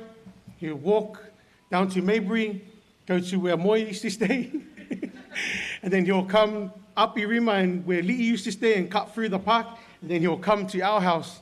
And that was kind of like Lem's walk. Yes, believe it or not, Lem walked everywhere. For those of you guys who have just met Lem in the last decade, yes, Lem walked everywhere. Everywhere he went, he walked. He bought a guitar, put it on his back, walked to Bible class, and he would do some things that, not many people should do. But obviously over the years that changed to, the E5. If you know, you know, because I don't want to explain it because I might get it wrong. I remember many occasions where Lem would tell me to do things that, obviously I shouldn't do. And I was famous I was that guy. I was the, Sax, stand here. Sakalia, stand here. I was that guy. Okay. Standing there like an idiot. And so there are three stories that I remember very, very clearly. And the first one, so we live in Anderson. There's a big park. There's some swings. And so Lem was like, cuz, come, stand here. So I was like, oh, okay. Standing there. And so Lem grabs the swing. I'll talk louder. Lem grabs the swing. And he goes, ready, cuz? And then the swing comes straight to my nose. I start bleeding. I go inside the house and I tell my dad, Dad, oh, whistle. I'm like, kupuro whistle. He's like, oh, LEMUELU, let go with this swing, whistle. And I'm like, and so that's the thing about my dad. My dad, he never saw wrong in Lem, and I don't know why, because everyone else did. My dad was the only one, he never ever judged Lem. Every time Lem came, Lem was like angel to him. I was like, son, I am my angel. But yeah, that was the first story. The second story is at Moi's house, same thing. I walk over with Lem, and then we're playing on there's a brick balcony, and it has this rail on it. We walk up the stairs, I'm sitting on the corner. He goes, oh, cuz, stand up. I stand up.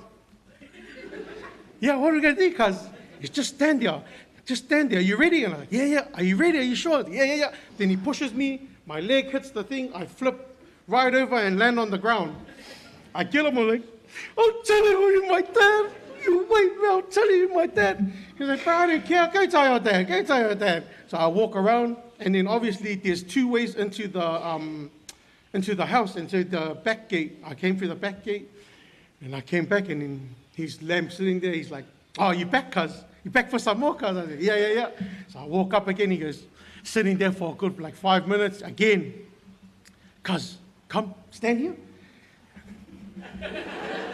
Standing there like an idiot. Same thing, pushes me, and obviously, I cry, go tell my dad, and my dad's like, yes, I'm a koi for a guy. And the third story is this one's not really that funny, but it was just sore. So obviously, Lem likes to dabble in some medication that a lot of us need. If you know, you know.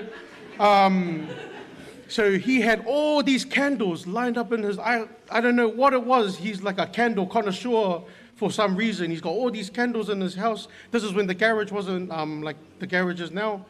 There was a big table. All the boys used to scratch the table and tag on the table. Then he kept when he was, what is it called? When he was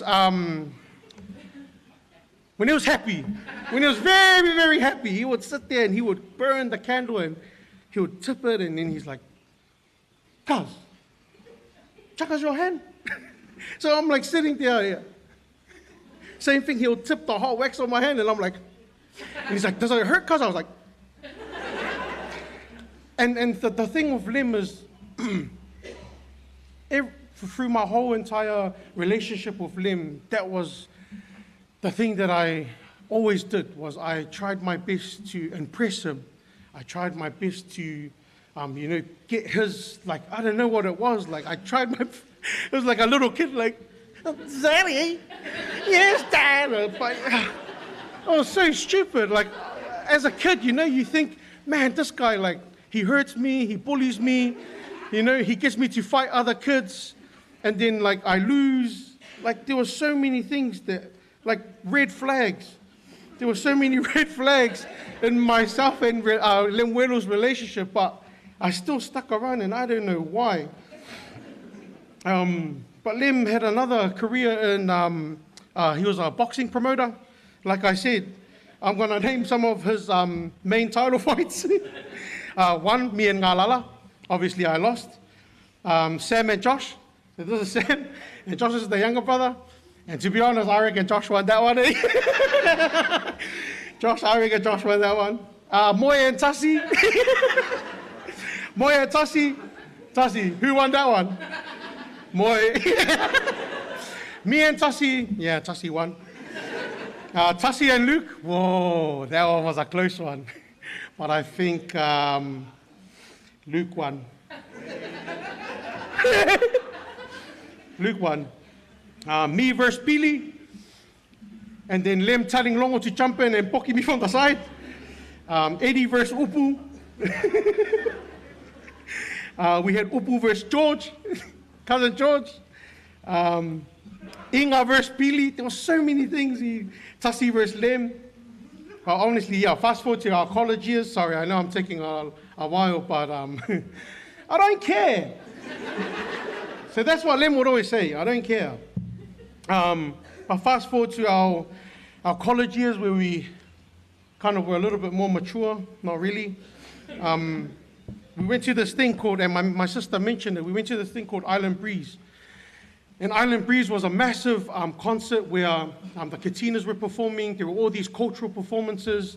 And then there was a guy that spoke that night. And he, all of us that night, we all gave our lives to Christ. And Lem was the first one to walk up the front. And so ever since that day, Lem completely went 360. He came to Bible class. He encouraged us. He did everything he could to make sure that all of us that loved him wouldn't go down a path that he was already on, that he had already been a part of. And so that's one of the things that I'll be forever grateful for Lemuelu. His wedding, I had the privilege of singing at Lemuelu's wedding. I was only 15 years old.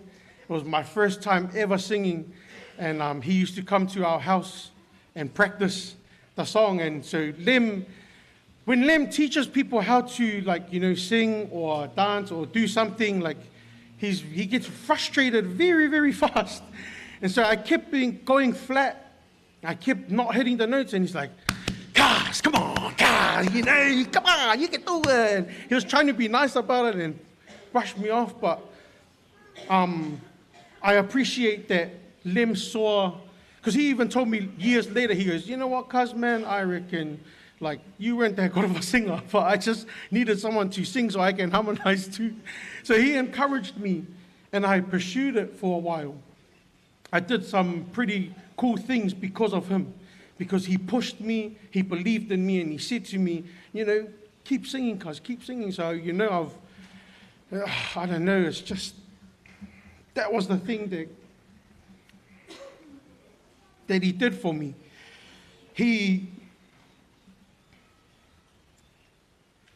All my kids, my children, he would always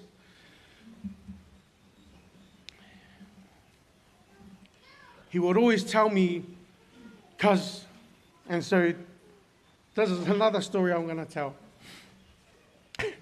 Dom and Lemuelu, my wife, she had enough of me because I was, I was stupid, drinking heaps and going out and doing, stupid things. And I wasn't at home. I wasn't looking after my kids.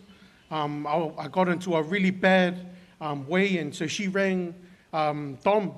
And she goes, "Please, Dom, I really need your help." These are two of the usos that I have, a lot of respect for. And so she rings Dom and, "Please, Dom, help me. Sakalia, he's just, I don't know what's wrong with him. He's gone crazy." And so Dom said, "You know what? Just pack up all your stuff and just leave him." And I was like, "Oh, okay." Then she rings Lem. And she goes, "Please, Lem, I need your help. Sakalia's, I don't know what's wrong with him." Lem says the same thing. He says, "You know what? Just pack up all your stuff and leave him. Leave him." So she did. She left me for 2 months. And I was like, "Wee." So when I went and talked to Lem about it, he goes, "Yeah, I told her to leave you because you're an idiot. Because you're an idiot. You're going down this path where you shouldn't go down." And so he did that, and I was like, but cuz, you're my uso. You're supposed to have my back. And this is what he said to me that got me. He said, I do have your back. That's why I did it. Because if I didn't do it, you'd still be the same and you wouldn't change. And so, cuz, I thank you. Thank you for saving my life when I was going down the wrong path. Thank you for loving on me, my siblings, my mum, my dad. Thank you. Thank you for loving my kids like they were your own. Thank you, LEMUELU. I'll never forget you. I'll never forget you. I love you, cuz. Ia manuia lo malanga.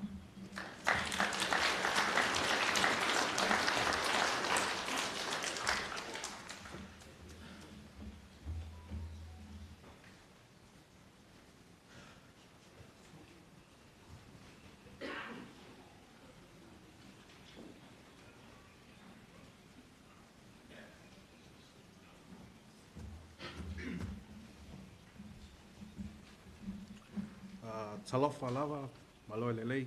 My name is Seb Mataliki. I'm Lem's best friend.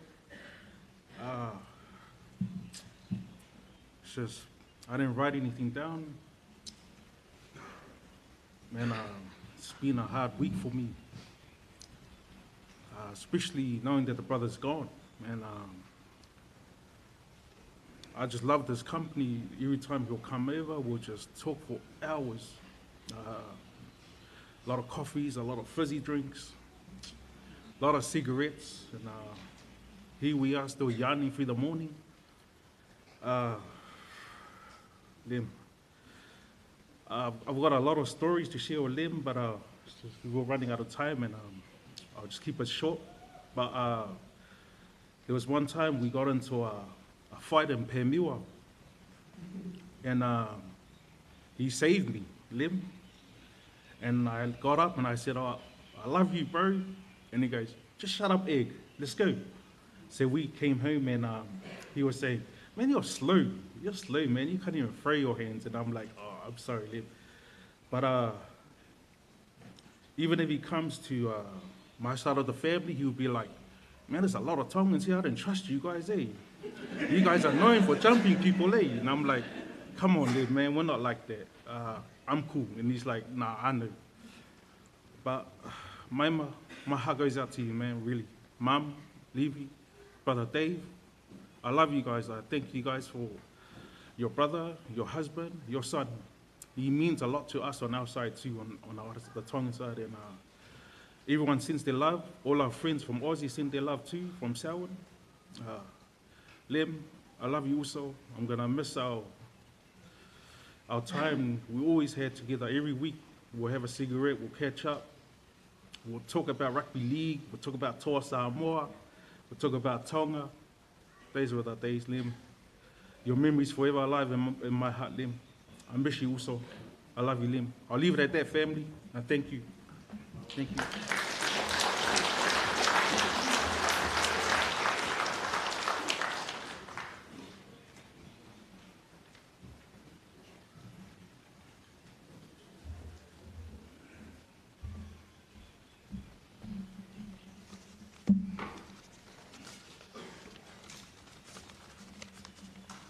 Yeah. O te moa I whaataro whātu nei tū la I le sunga le whawhiangainga ia malona au waa whapea ia le whalitua ia le pa ia lasilasi we ua poto mai e moli mawina le nei aso le aso fia le aso le afionga ia to le afoa LEMUELU SETEFANO. Yeah. O le uso o maima, o le uso matua o maima. O lo ingoa lau titi tau whao. Yeah. O te tūla 11 nei tūla e whaia fo ise moni mau. Te whawhitai lea manua o tuina mai. Yeah. Ia whaia sina moni mau pupu o lava. Ia mo LEMUELU. O te lua, o lo ia mai mai leo te lenga, o le moni mau o lo ntua lua. nei roa o sto luo Lemuelu. Ai o la lava moli mau, i o moli mau le mātou mawhtanga ma Lemuelu i le ainga. Iuso ma tuangane o maima, ia ma le tuangane ia Lemuelu le o atu ma vea o tangata i tono mātou ainga. Ia o te iloa o le taimi mua lava no o na mātou wheloa e ma Lemuelu o taimi le sa o atoi sa moa ia ma wheloa ia i ma maima ma o atoi i o mātua. Ia a o le taimi muli lava Masalo lo silafia e le sunga whawhiangainga maniso le kālesia. O le taimi fo i whapene o tau sanga lea sa uho o mai ai ona o si o tina na mai fo i mai sa moa i a watonga fitinga o lona mai. O le masina fo i nei na tu ua le mawhtanga a mātou ma si o tina. Mai le lua wa yaso sa uho o mai ai ma mātou mafuta. Ia na mātou mafuta lava i le whale o maima ma Lemuelu whapele tina ia vai ma le whanau. Ona sa mana o lava si o tina se i mātou mafuta. Ia e pangalea sa lilo i manatu o le taimi le tu ua ai mātou mafutanga ma si o tina. O le aso ono aperila, o le aso whanau fo i le si o mātou tina i le tausanga o tea. Na tu ua ai si o mātou tina ia le mātou mafutanga. Aso mua o aperila, pe o na maua, le ana tu ua e tuangane ia Lemuelu na mafutanga. Pe o le ala lava lea, pengata e o na mātou talia. Le nei tala ina ua o atu, e winga e le tuangane pele ia Lemuelu. O Lemuelu a se tamai e se ma le alofa. E alofa ia mātou whanau e tutusa o ma le whainga o lana whanau a uso mtuangane o maima whapeo mātou ainga lava. O ia se tamai e alofa fo ia maima. Mai le taimi lea na saua i le tausanga lea. O te iloa taimi lava lea na whai e le lii. Sa este lava lau ba ai. I le urunga li a maima ma Lemuelu. Ma sa whaasoa mai fo i Lemuelu ia tiau. I tūlanga le winga la a inga. Ona o si o uso lea. Ia. E whai ia sina posi tono la a inga. Ia o whai atua ia on sai. E wha pēnā fo i le whainga o au e si o uso lea. Ia pau le mea. Ia lava lau on sai ma lava pali. Ia o te iloa o matua imsia lava e maima Lemuelu. Sa o vili mai i le aso na o maua i le tala. Swa le mawhai se tala maima. Whai a tukitang singa ma siana whanau. Na o fio o mai lava i lea taimi. E opo mafusi si o usto. Ia. Pahale a maima. Ia. Whaftai le li. Whaftai le tua. Ona o se tamā. O se toa lua le lei. Ia sa whapeo ona lua mafuta. Ia. Nei taimi. Ia. I just want to say some few words in English for those who not understand and speaking in our Samoan language. Hello and good evening. My name is Lautiti Taufau. I'm Lemuelu's sister-in-law, so Maima's older sister. It's an honor and a privilege for me to stand before you all today as we gather here with heavy hearts to celebrate the life of this loving man, Lemuelu Setefano, who touched all of our lives in many profound ways. On behalf of my family, my entire family, my siblings here and overseas, I would like to share some few words and express our gratitude for the time we had together and the family bond we shared with Lem. So I first met Lem when he started dating with my sister Maima. And he was traveling all the way from here to Samoa. And I'm so grateful for the time we had with this guy. Last year, at this month, I came here for my sick mom who was traveling from Samoa for her treatments. And we were spending our whole 2 weeks at Lem and Maima's house. And we had a really nice gathering with my mom, my little sister Mary from Samoa, and also with Lem and Maima and our children. And we enjoyed our time together. Although we didn't know that it was our last great time with our loved ones. My mother passed away on the 6th of April last year, and now Lem passed away on the 1st of April this year. So that's why it's really hard for us to accept this sad news. Lem really loves our children. He had a way of making everyone feel comfortable and valued. He is more than just a brother-in-law to me.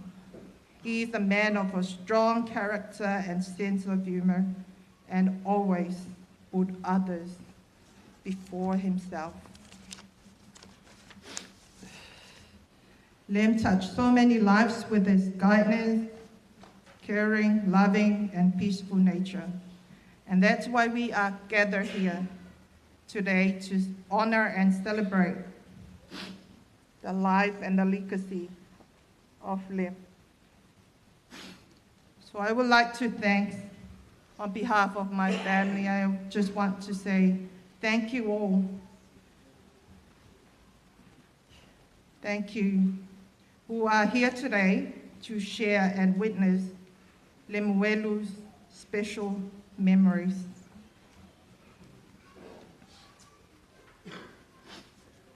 My beautiful nieces, Lei, Tumoe, Sa,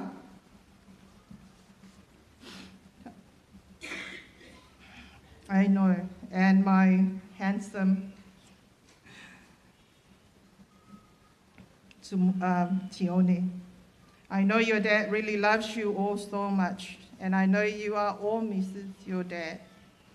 And I can't imagine the tough time and pain you are all going through. But please remember that you are not alone, and we are all here to support you guys. Always, always remember, God will never leave you. I'm always here for you guys, and may you all find comfort in these memories we shared and the love He gave to us. May God bless and comfort you all these difficult times. And Auntie loves you all so much. May you rest in peace and love, my dear brother Lem. Manuia lo malanga whakatai.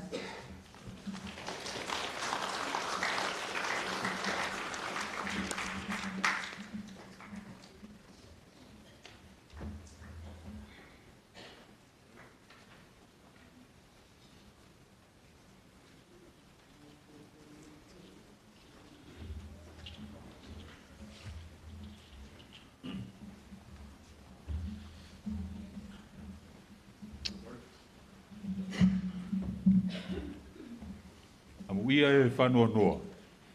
Awa e whamawhana ina I lātou. Haftai mo lo ua manoa. Whatalo whātu I lau sunga. E lama. Whapea lo wau waa.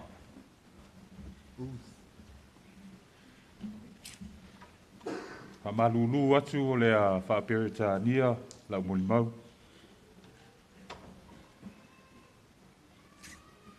For those of you who don't know me, my name is Ulisese Salu, and Lem told me that he loved me the most out of all these guys behind me. I caught up with Lem about 4 weeks ago.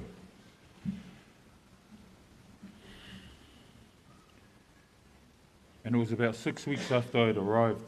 I relocated back from Perth. And like every other time I catch up with Lem, it's like there's been no time between us. The 5-hour difference made it hard to keep in contact with a lot of those that were close to me here. But this guy kept checking up on me like he was worried about me. So I went over to his house, and standard, as always, every time I turn up there, there's a can ready, and there's some blaze there for us. And we would sit there and we would smoke weed all night, sit too low.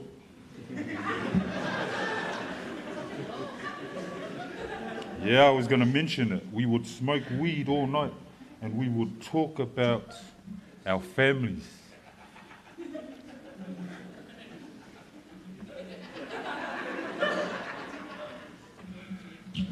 And he had all these plans, all these grand plans, telling me about these little projects that he had going. And would go on a tangent and start mocking members of the church, as you do. Because that's what he did best. He was the best mocker out of all of us. He would mock somebody, and then he would say, I love you. Out of all of us. And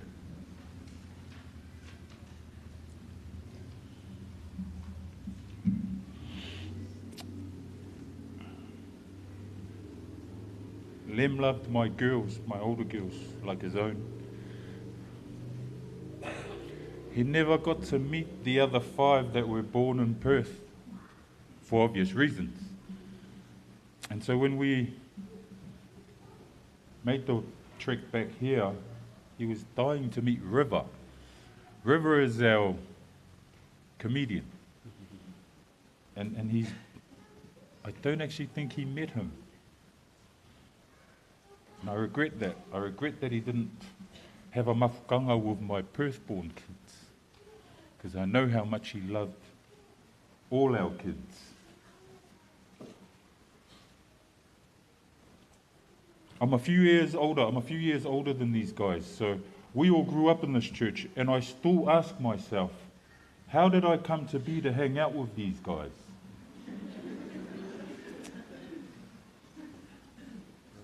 I think it's because these guys just weren't uskati to their parents. Back in the day, parents used to tell their kids, not these guys. That's true, Hilly. It's true. Because some of you guys actually told me that.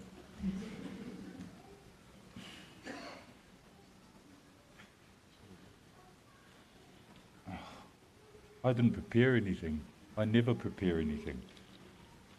But during that time when we were smoking our weed, we made a pact to each other that if one of us passed away first, we would get the congregation to stand up and give a round of applause. So I'm going to ask everyone to stand up and give a round of applause for my uso over here, for his life. Please, stand up.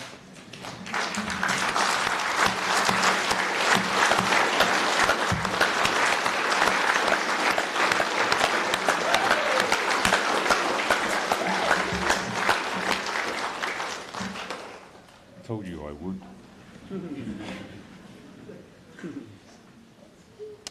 When I first moved to Perth, there was one thing I asked these guys to do for me, and that was to watch my wife and kids, check up on them. Only Lem did. Because my wife told me. He would go over there and he would check on her and he would check on my girls as much as he could, when he could. Where are you guys?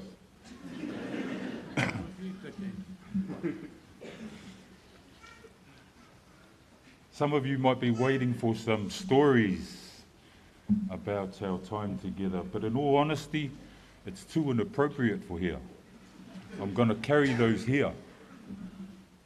We've been through a lot. He used to look up to me. He'd say this, but little did he know he influenced me and my parenting. He influenced me in how I carried myself.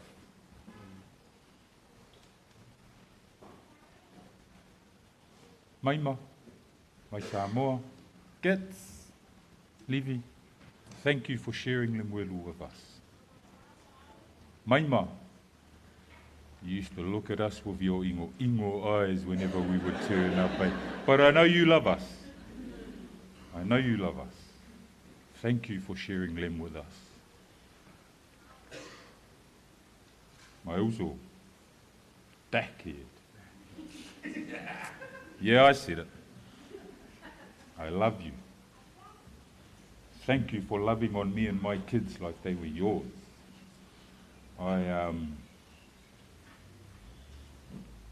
Yeah. Mangui alo malanga uso. Alo paku ya praise. Suwu. God is good. All the time. Thanks, Talpea. I've always wanted to do that too. If Lem was here, he would say, Sarkang. So I'm going to respect his wishes. I knew this would happen.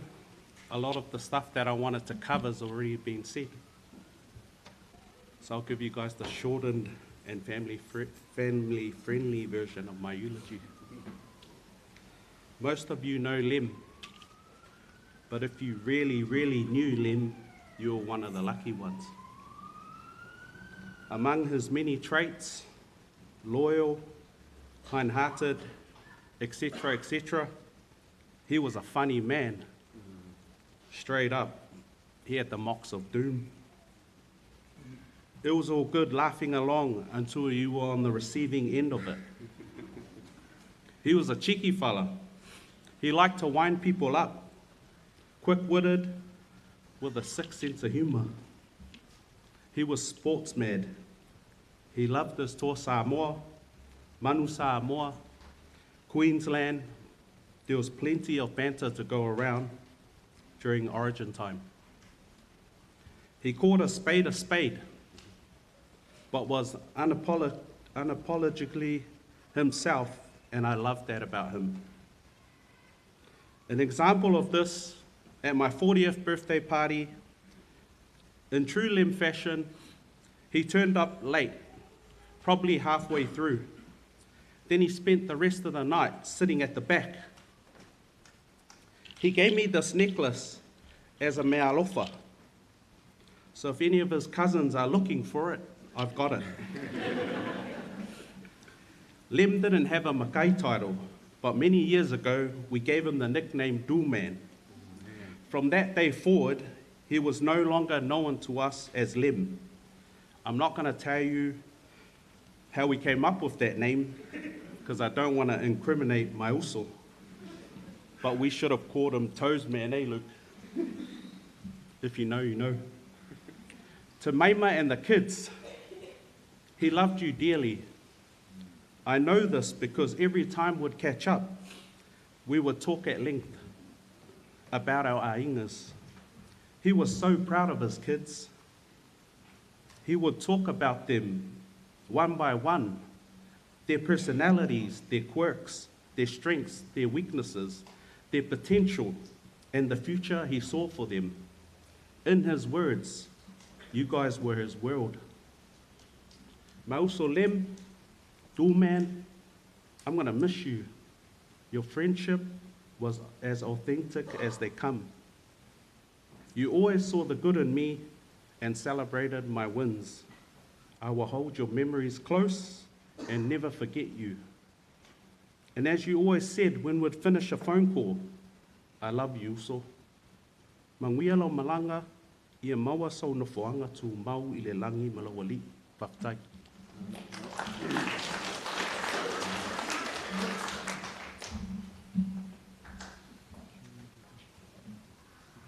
My name's Luke.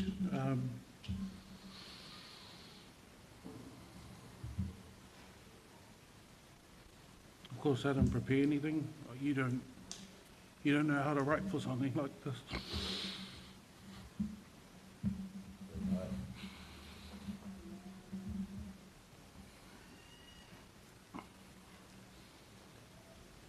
So that word, dackhead, depending on what tone, is a term of endearment. It's a term of disappointment, sadness,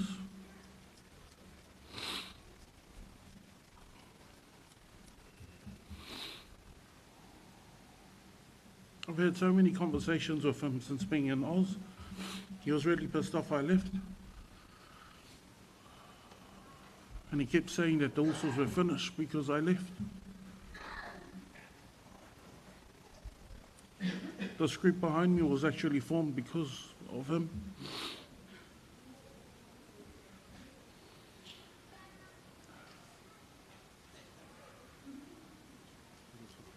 Pretty much all the relationships I have are through him.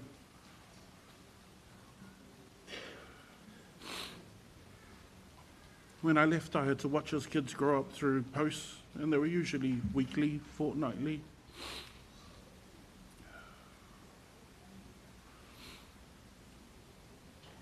So I'll keep it just to his kids and maybe his mum and Dave and Levy. You know what you were trained for, but that doesn't mean you don't live your own life. We're all here for you. You know you got more uncles and aunties out here. Sitting up here with my back to the back of the church, it's nice being here to see how many people actually came here for him.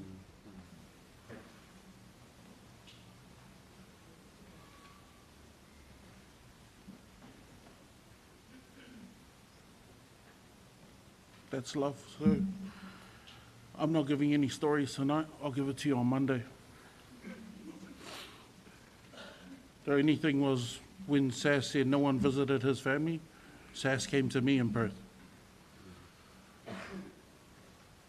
And whenever I would turn up and there was that can ready, I watched Lem smoke all night. I prayed for him. Why is that funny? Like Bear, and I told Lem this, I'll do this for him. Lem is good. All the time. Lem is good. That's a lie. No.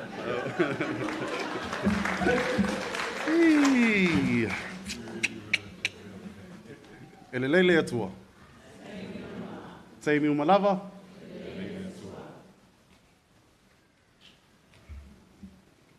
Loingoa, o Sengil, Upili Alai, aka Jubes,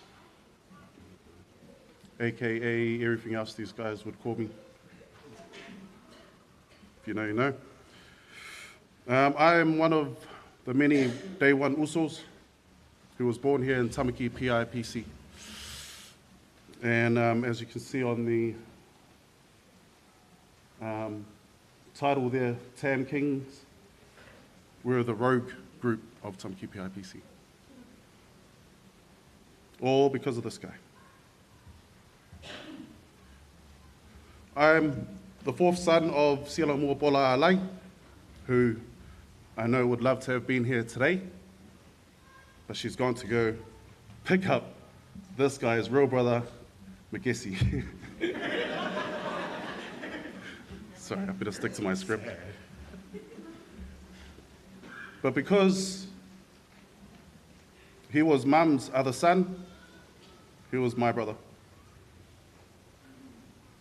He would watch me get heaps of hidings, laugh, and then make sure he was the only one who could probably get me an A, and then he'll make it all better for us. He'll go and ask Mum for a chicken, and it'll be all good. I didn't have much to say like the rest of the boys.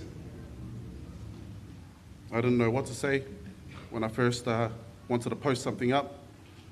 There were no words. Mama whakanga with this guy, you know, goes back to a lot of stories, but I'll keep it nice and simple. It's been said a lot from everyone already, so my Lord Du, what a cheeky boy. I'm gonna miss you. I'm gonna miss all the times that we used to have. A lot of times, like Sissy had mentioned, and a lot of times that you told me that it's better for us just to sing. So, to end my mori mau, before I end my mori mau, I do want to acknowledge everyone here and those who couldn't be here and make it today. Titina, Auntie Vai, David, Livingston, thank you so much for the opportunity of being up here today. Thank you for opening up your doors to us, letting us eat, sleep. We weren't allowed to do the other one. He never let us use his toilet.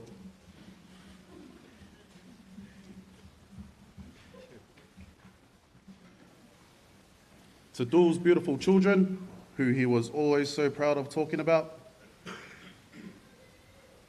You don't have to look far. There's a big tribe. Your dad was a real OG. Maima, thank you so much for all your love for Auso. Thank you for your work for Auso. We are all grateful for you.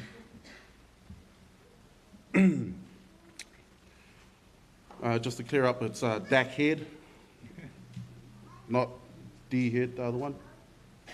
And if you ever saw us poke fingers in Tamaki, it was always to say hello. So that's what it meant.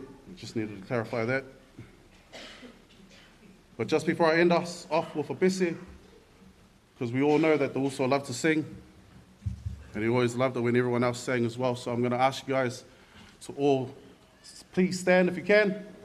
If not, kick back, relax, put your head back, enjoy the rest of the night, because what a beautiful service you're having also. And Wela Malanga, this one's for you.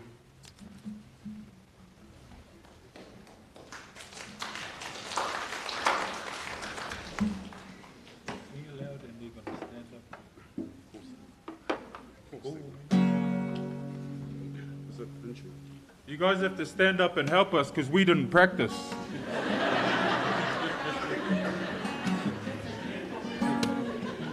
Straight up, eh?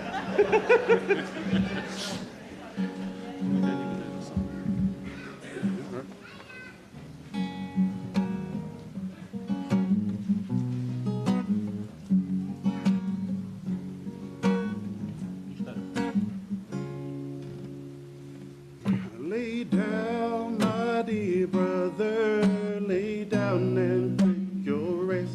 I'm gonna lay your head on your Savior's breast.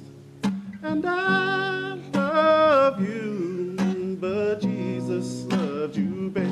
I bid you good night. I can't hear you. Good night, good night. Lay down, my dear brother, lay down and take your rest. I'm gonna lay your head on your Savior's breast. And I love you, but Jesus loves you best. Come on, people. I bid you good night, good night, good night. I don't know the words. Lay down, my dear brother, lay down and take your rest. I'm gonna lay your head on your Savior's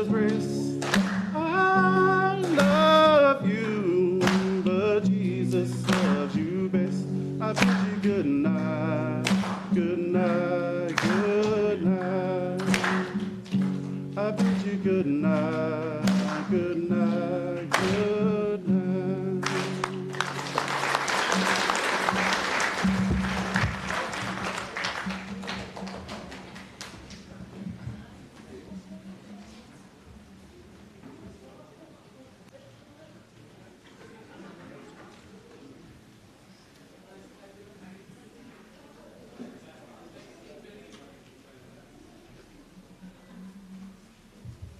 Hello everyone, I'm just going to talk from here.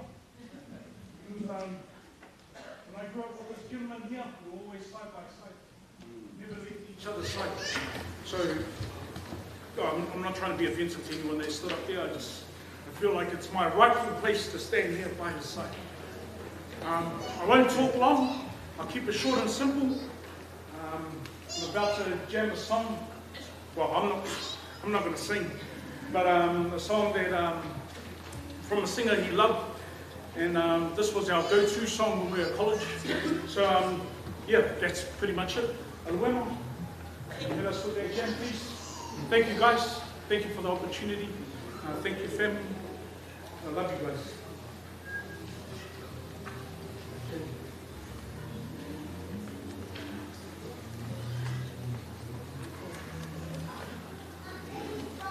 I don't have any jokes. Sorry.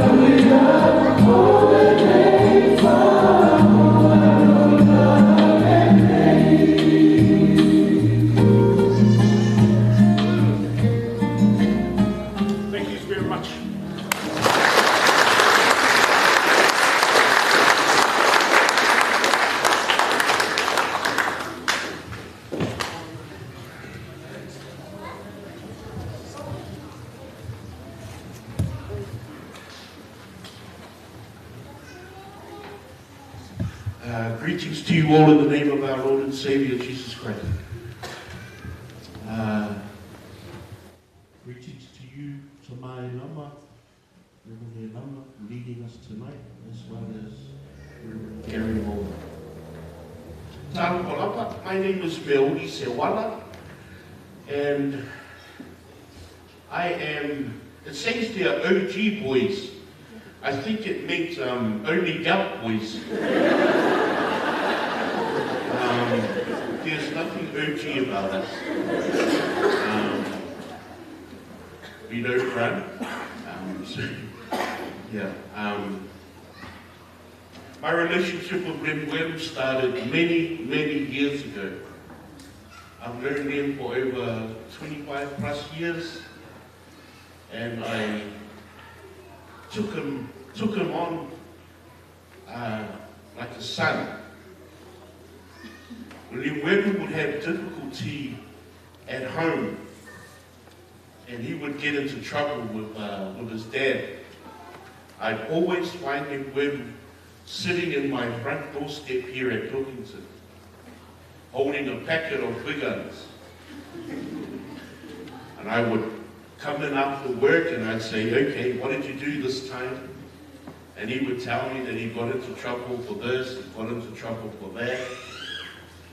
So we just sat around, drank coffee, ate our big guns, and then ate more. And that was the kind of relationship that I had with him. Whenever he was feeling down and out and stuff, it was easy for us to get together and talk. And the past few years, our talks have been about life. Have been about Lema and the kids. Have been about his family. Has been about my family. Our talks have been around just how proud he was of being a dad. I used to groan him because I used to think he was a bit hard on easy. So I would say to him, take it easy on the boy.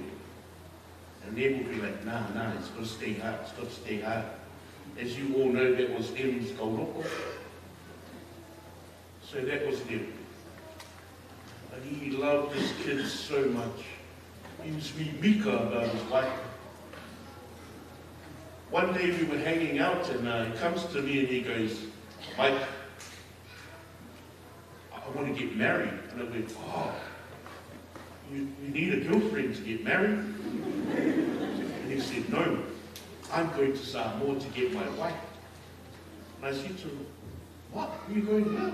He goes, I'm going to Samoa. I said, why Samoa? And he goes, because the women in Samoa, they're so beautiful. They know how to look after the husband. They know how to look after the family. And I just laughed. I thought that was really hilarious. And then a year later, I got an invite to his wedding.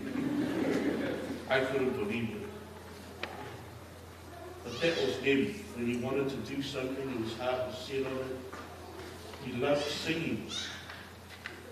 I loved having him in our choir when I was here. I just loved knowing that he was standing at the back of me, covering us and singing. He had that voice.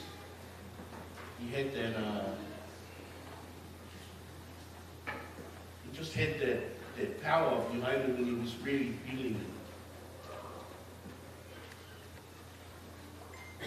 When I was asked to speak, I dropped.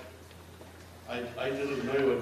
This whole week has been such a blur, and I've been watching the boys doing what they're doing, watching the family, seeing all these posts.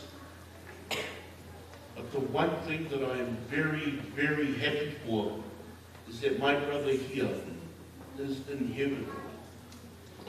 He's living in heaven. He's there. He's home. He's home with the rest of our people that are there. He's home with his dad. He's home with our family, our church friends.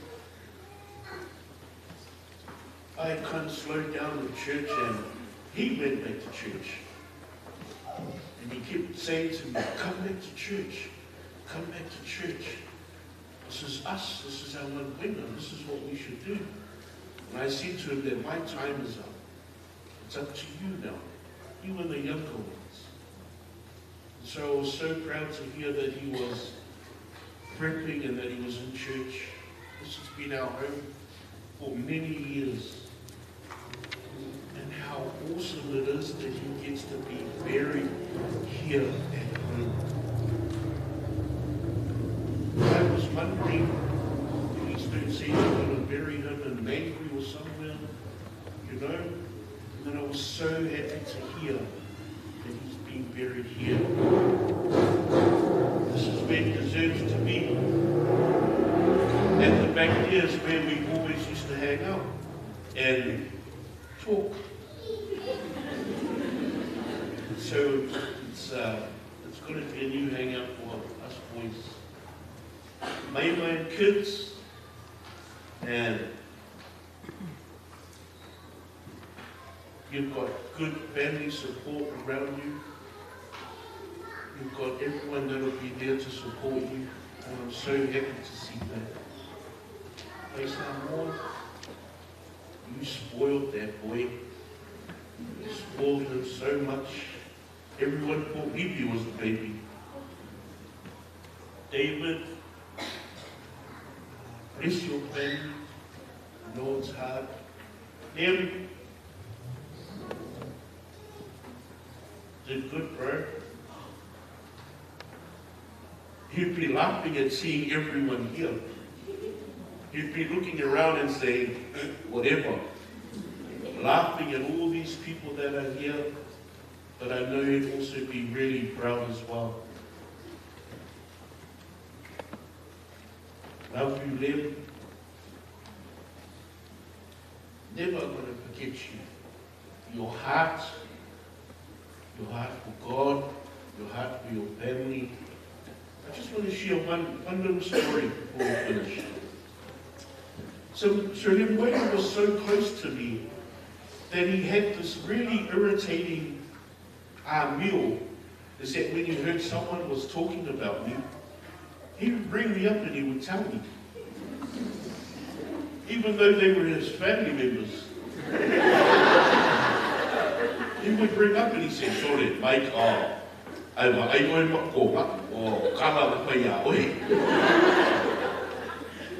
I would be like, are you sure you should be telling me this? No. I told him, leave him alone. That's my boy. But he would always tell me of these things, always defending me. And I love that. Love you, Lem. Love you for life.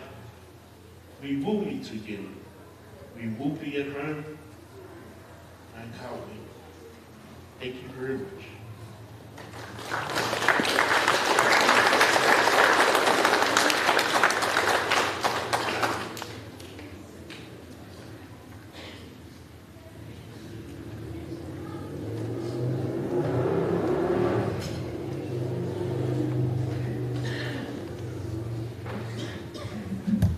Just call all the PBs to come up, please. PBs and family.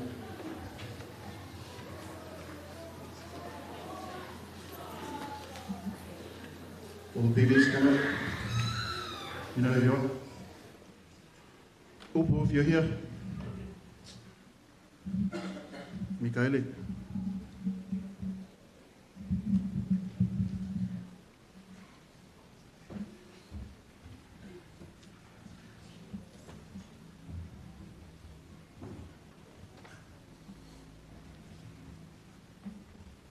Is it over?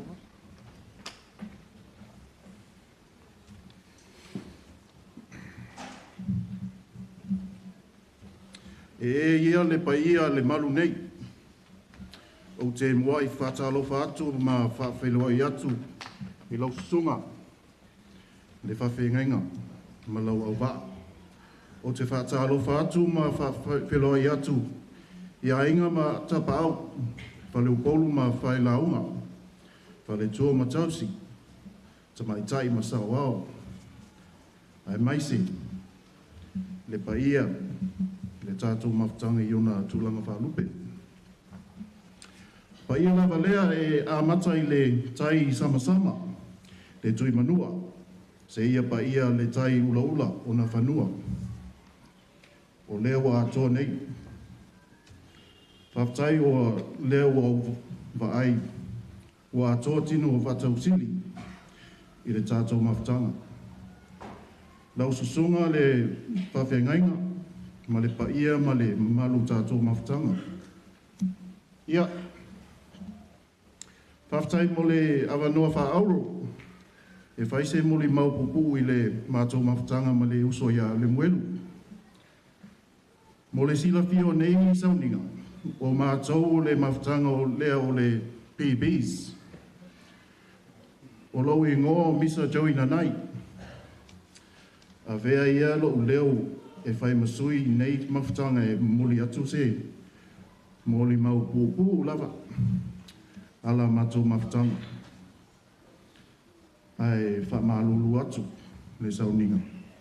O le ala le liwane le ngana whaperatania. Thank you all for the opportunity to be here. These people you see standing behind me are the PB Brotherhood that Lem, Set, LEMUELU, all those names that Dave mentioned earlier, plus one that he didn't mention that Lem loved to call himself on our Zoom calls. During COVID, we took a lot of the hours away from his family and had him join our Zoom calls where he liked to call himself Colossus. And we like to call him a whole lot of other things which I will not mention today because they are very inappropriate and not good for your innocent ears. So you see all those sad faces behind me? We're all sad because we all love this man. We love him so much that we love to mock him every chance we got, especially me. We love to whanga each other via text messages, via phone calls, in person, especially in person. And I don't know if the toes reference was like what I know, which is one day Dom and I went to his house and he walked out in Kokingis and I said to Dom, Suli, look, look, look, look. And the man's toes were sticking out of the holes. So those are the kind of things that we like to do. We like to mock each other to death and just banter all the time until no one got hurt because no one had emotions or feels. That's the kind of brotherhood in Mafatanga that we have. You know, we take things to the limit, but we don't disrespect the other person in a way that we shouldn't. And the only rule that we had for our Mafatanga was no family. You couldn't mock any of the family. So we kept to that, and we love the fact that Lem kept to that. We actually love the fact that he had a singing voice as well as his own real speaking voice, which was a cool voice to have. We love the fact that Lem was their little brother to some of us, most of us. A big man with a big heart is the narrative that's come out today, and we share that. You know, we saw that. We saw that in the flesh, and he loved being part of this brotherhood. He loved it so much that he spent so much time with us. And we thank his family for allowing us to have him during those times. As you see, the brotherhood behind us, we are only a small part of many. And Lem was a big part of that. And again, we would just want to thank you all for obviously having that connection that you have with him. It's special. Everyone has their own different connection, and thank you so much. And ye manuia lo malanga uso Lem. Manuia le toi taimi sauninga.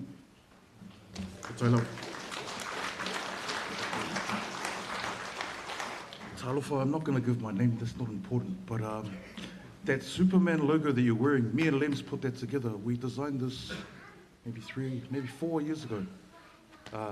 We went into business with one of our boys back here, Dom. The three of us, we created Obese Designs, where we helped out a lot of families put t-shirts like those that you're wearing tonight for their loved ones. And I guess you guys are a part of the crew now since everyone's wearing that Superman logo on their arms. It's actually our logo too, our boys group here. You're actually wearing an I44X, which I'm not going to tell you what it means, but yeah. And also there's a secret PB in there. So thank you everyone for this opportunity. Yeah, good night.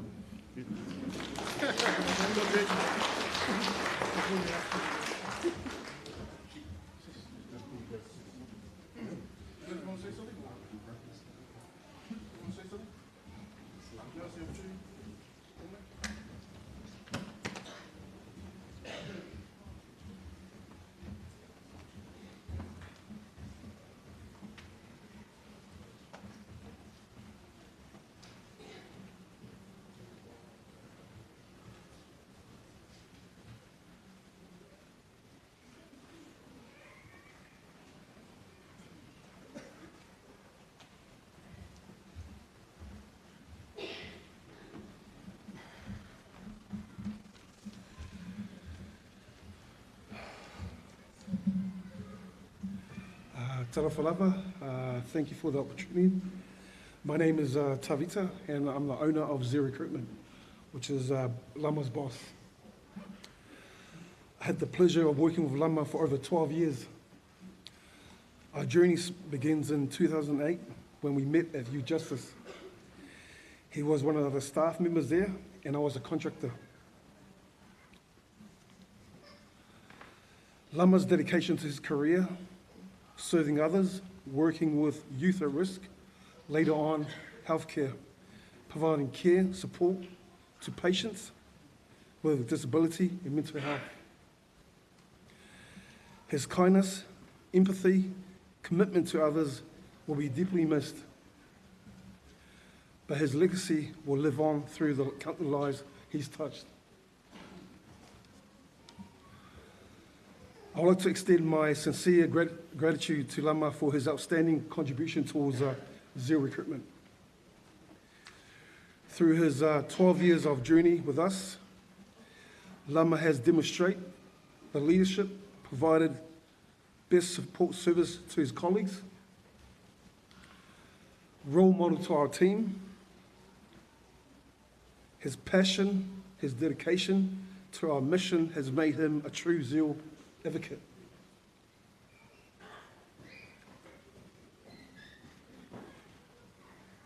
Thank you, Lama, for your effort, your compassion, your commitment to making a difference in the lives of others.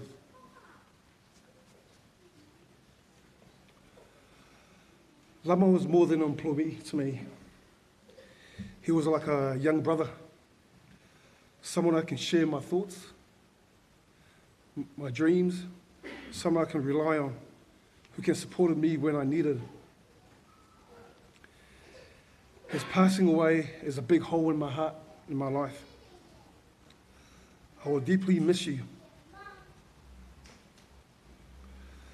One thing about Lama was Mama and the kids was as always in his first in his heart. We always talk family and then business afterwards. Lama, you'll be forever in our hearts. We love you. We will miss you. We will cherish the memories we share with you. Rest in peace, my dear brother. Your legacy of compassion will live through all of us. Manuia whaftai. Manuia marama.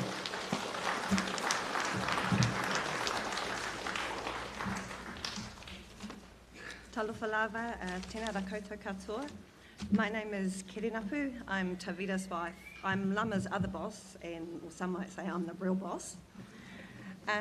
So yeah, just to clarify, Lama worked with us from 2008 until 2016, and then again from 2020 until Thursday, the 27th of March, 2025, 7 a.m. he clocked out. So 17 years now we've known Lama.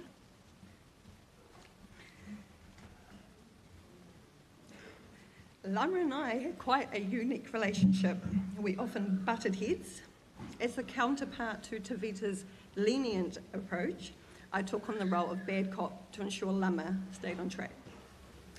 Our phone calls became a familiar ritual of me starting with my firm but playful Lama, Lama, Lama, or Lama.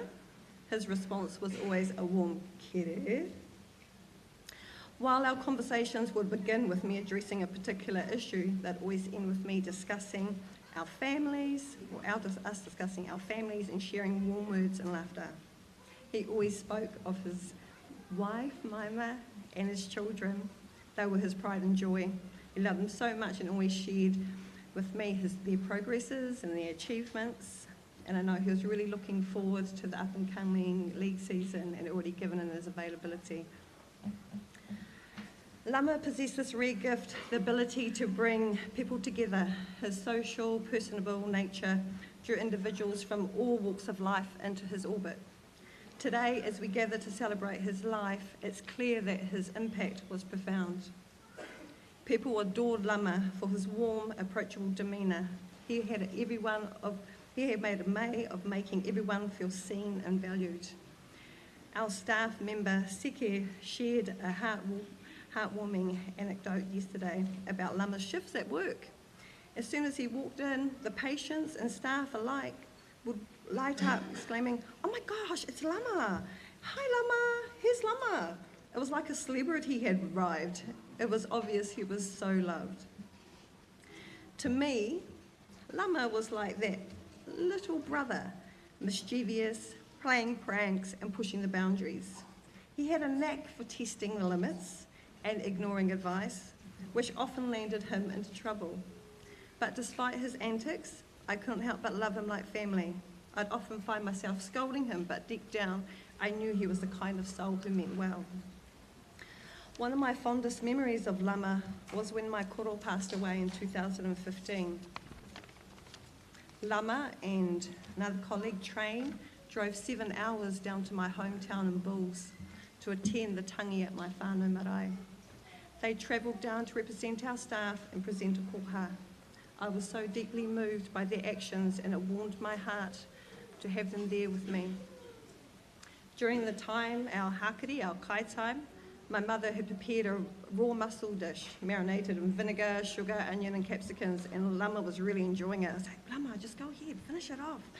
And he was like, "Sweet, real." I was like, "Yeah, go for it." So he was just, without hesitation, he just dug it and ate that whole bowl of mussels. He'd often reminisce to me about those mussels and say, "Oh, can you make me those mussels?"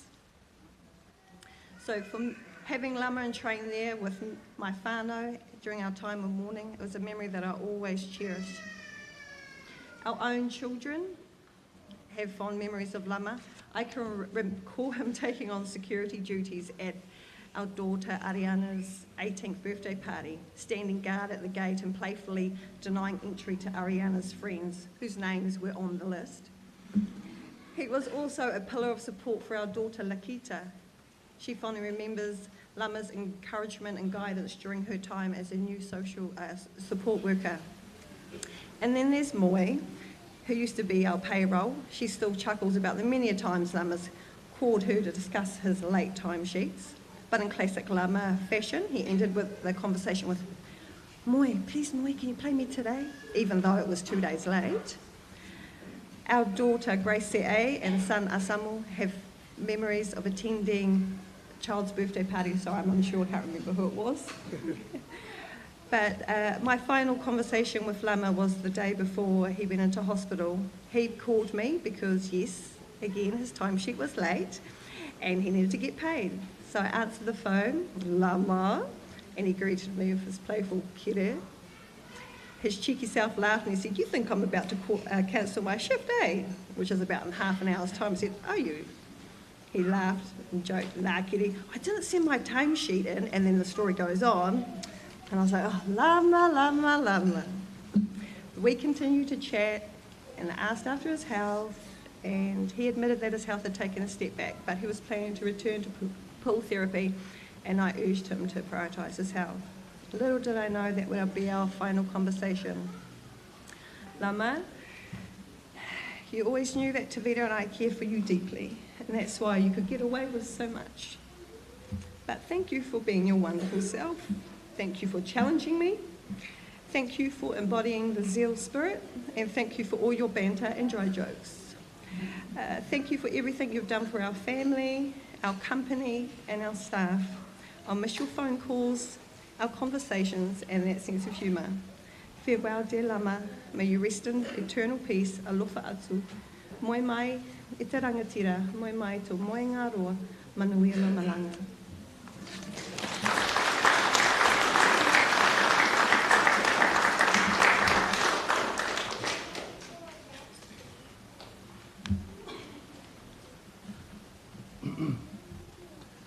Talofa, everyone. Olo i goa. Olo i goa o lea taua, Lisa, Seth, Sepulona, Savili. Talofa atu leo auno lea tua. Mena tailea runa uba. I purposely introduced myself as my chief title because Lama said he was supposed to be a chief with me. And I remember, like, he really helped me to take the chief title on board and to really appreciate it for what it is. To Lama's wife, beautiful wife, beautiful kids. To Lama's mom, we used to be Mika, man, my mom still looks young. And it's very true, you look young. And the Usos, Lem was my best friend. I pray for the spirit of comfort, the spirit of love, the spirit of peace that surpasses all understanding to surround you guys at this time. Lama was a lot of things. He was multi-talented. He was the life of the party. He had massive biceps. Now I know why Mama Baima fell for him.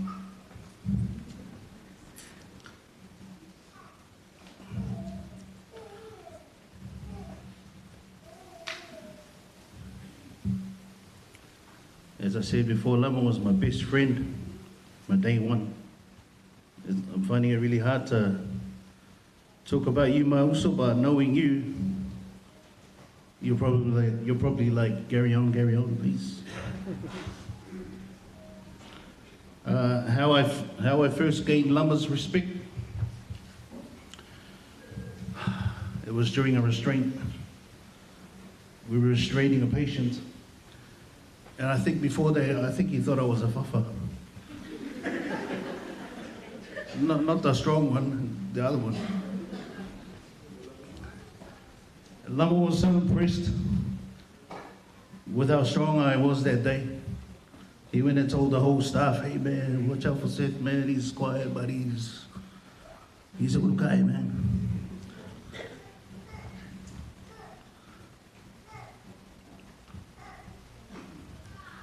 Lama's the one that encouraged me to go aboard. He said my hairstyle at the time reminded him of his brother David. And I just met David on Thursday. I knew it was David because I went to say hi and he said, oh, you smell good. I said, oh, thank you. My also was like that, he would compliment me, like if he saw me with new shoes, like new clothes, new t-shirt, he knew. He like, sorry, man, you say, man. Yeah, but.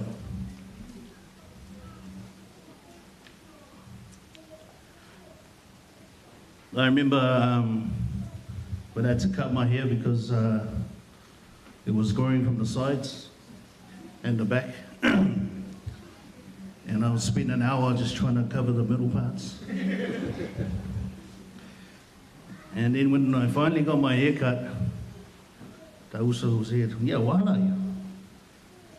And thank you, Uso, because I got a lot of attention after that. Appreciate you, Uso. As I said, a man of many talents. He was my singer at TWT.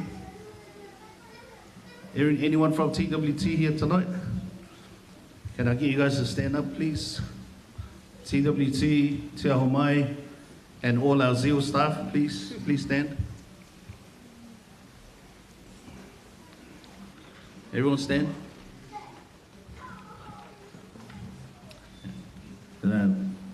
Lama had your guys' back. Lama had everyone's backs. Thank you guys, you can sit down. I was Lama's guitar player, he was my singer. And the whole world would be calm because of his amazing singing. Sometimes we would spend a whole shift like playing cricket in the courtyard or playing around the world. And then Sometimes we'd be playing and then we'll be like, Uso, there's no patience outside. We better go get some patience so we can keep playing.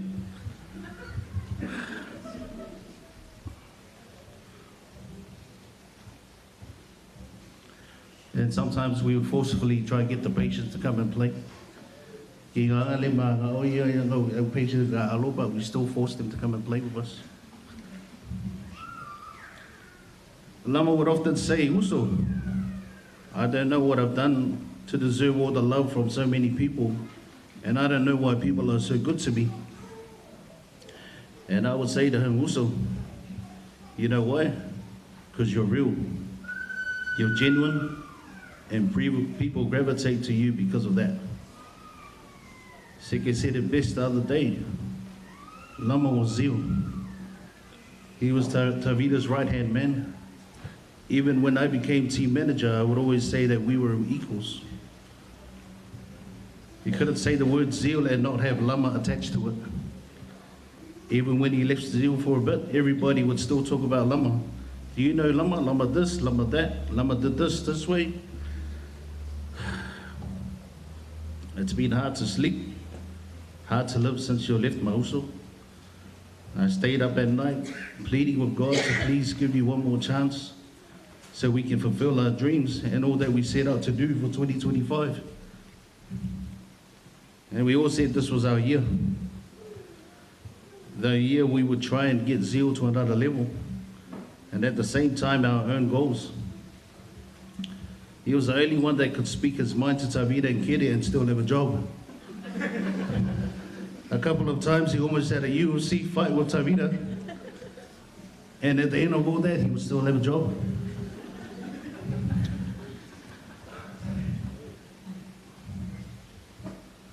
I used to love when people used to call him Lama, and then I would purposely call him Lem. And then that person would be like, hey, how come he's calling you Lem? He would say, only my real Usos call me Lem. I was proud of that. He's the only one that shoulder tackled a girl, sorry Sila.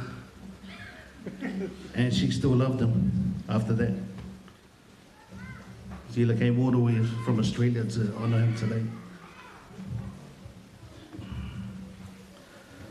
Lama was a prayer warrior. Often staff will turn up to a shift and yep, sure enough, Lama had his eyes closed, mouth wide open, and breathing heavy because he was so passionate about it.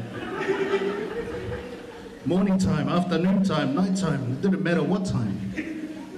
He was even praying while FaceTiming Kid and one day.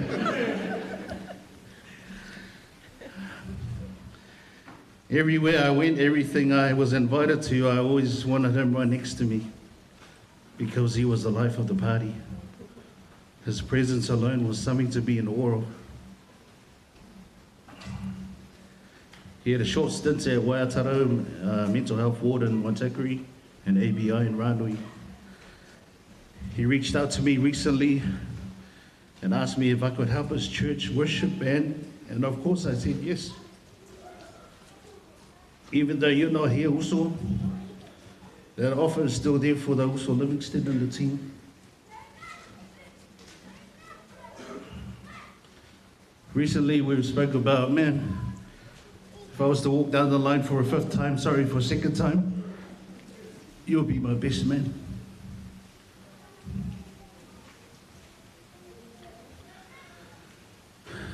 If you were lucky enough to be a friend, he would cherish that friendship for life, and he would love you no matter what other people said about you. In closing, have no regrets. Say what's in your heart.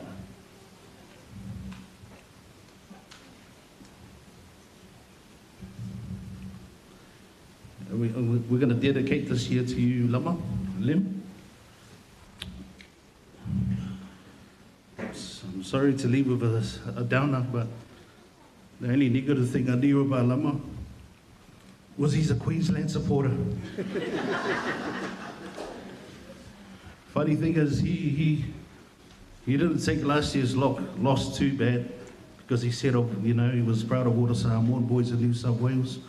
So I felt like if he was still here, he was going to turn to New South this year.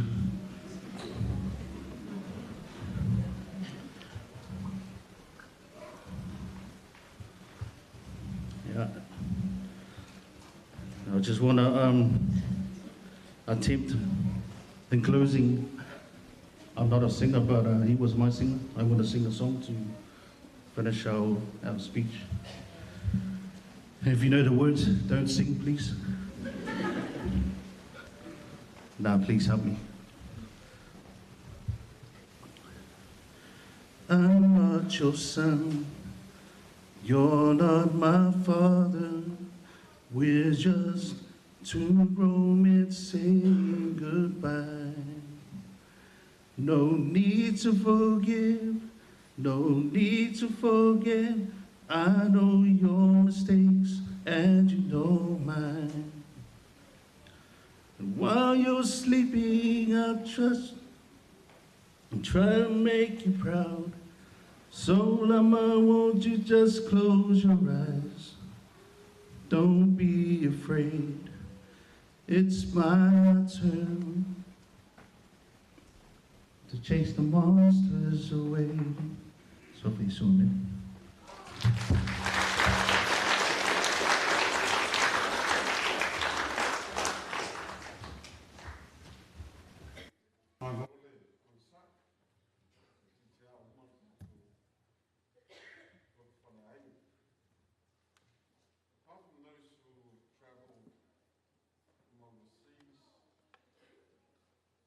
Who spoke tonight and paid tribute to LEMUELU were outside the ICU until he took his last breath. And so the length of our service was expected and needs to be done. Your part needs to be heard. And although time is an issue, tomorrow is daylight saving, we have an extra hour to sleep in. I say that again. Tomorrow is daylight saving, and anyone that comes and make noise outside my window is going to be cursed for life. My apology, I didn't hear any of your tributes. 3.5 hours I sat here, and all I had in my mind was how long it took the pallbearers to take LEMUELU out of the hearse, and how we're going to take LEMUELU from here to the grave tomorrow. Maybe what you've said and what you've sung tonight will be in my subconscious. Don't be surprised if I bring it up when I talk to you or in my sermon on Monday. But I want to thank you. I want to give this opportunity just to sit back, see some memories that was chosen by Maima and her children, and then we will have the family song, and then I'll hand it back to our ecclesia for their tributes.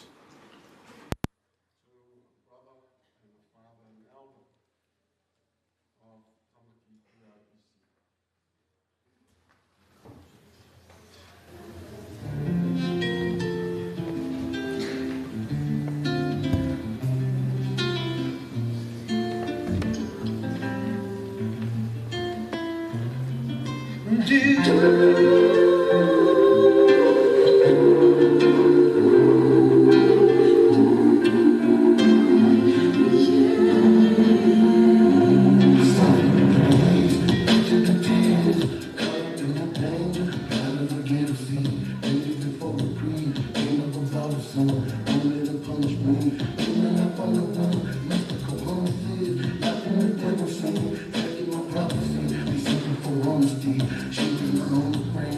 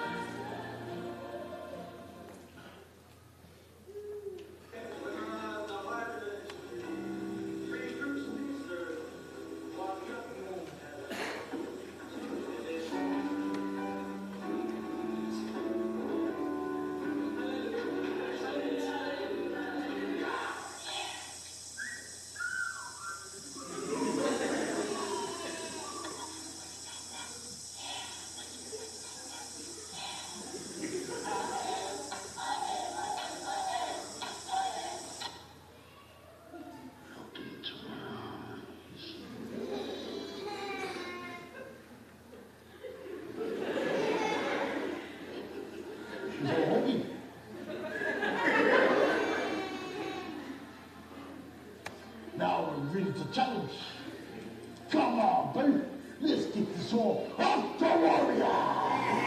Thank you for helping me and saying, have a great day. And guess what?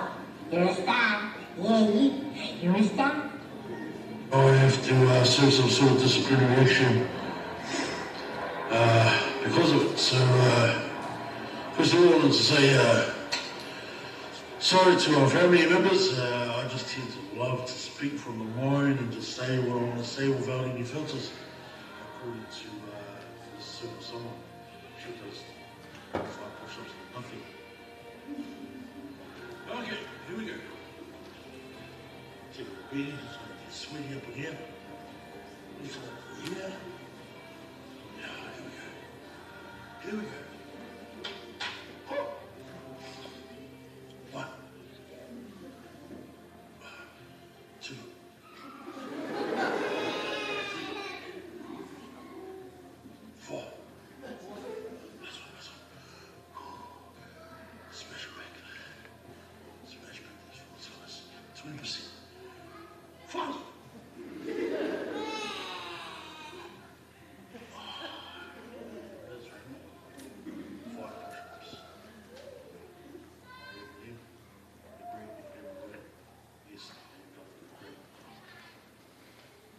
Good day.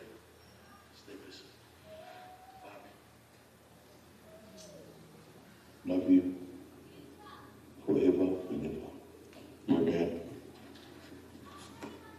Good day, man.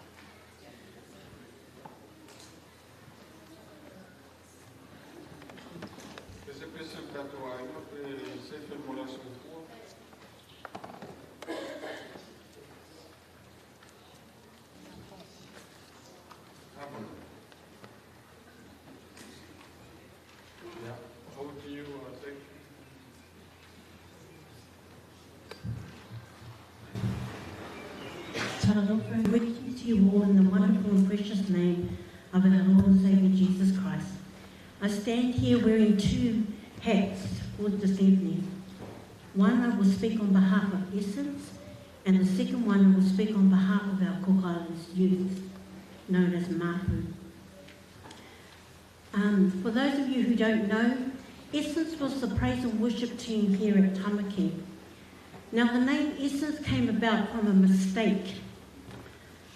When they were discussing what name should we have for our team, one member came up with a verse that spoke of incense as a fragrance that is pleasing to God. But this person pronounced it as essence instead of incense.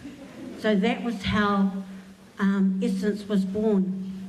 And if you want to do a bit of CSI and investigate who, just look in that area there later on and ask.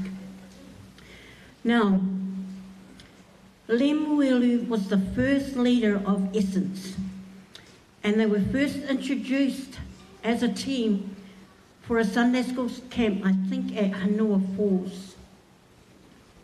Over the years, Lem has come and gone, left Essence, but he has always returned back. He has a strong love, as we all know and have heard, for music. So Essence was definitely a group he enjoyed.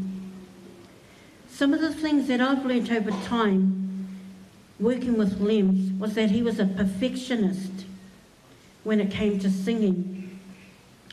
He wanted to make sure that the harmonies were perfect. So he was always arranging songs to try and bring the best out of the group. This meant that a task that should take 20 to 30 minutes lasted for over 2 hours, and that wasn't including smoke breaks that they had. He would look at who would do solo parts, who would do duets, do we sing a cappella, do we sing unison? He would look at the contrast of the song, would it be a soft or loud tone? All these things. My idea was just sing the damn song. Then we can go home, but no. Lemuelu wanted to make sure that everything was perfect. He would even go and practice the harmonies for each part, the melodies for each part, which made it even longer. He will look at the rhythm and style of the songs so that he can choose the right people to sing. All this he did meticulously to ensure that we give our best performance.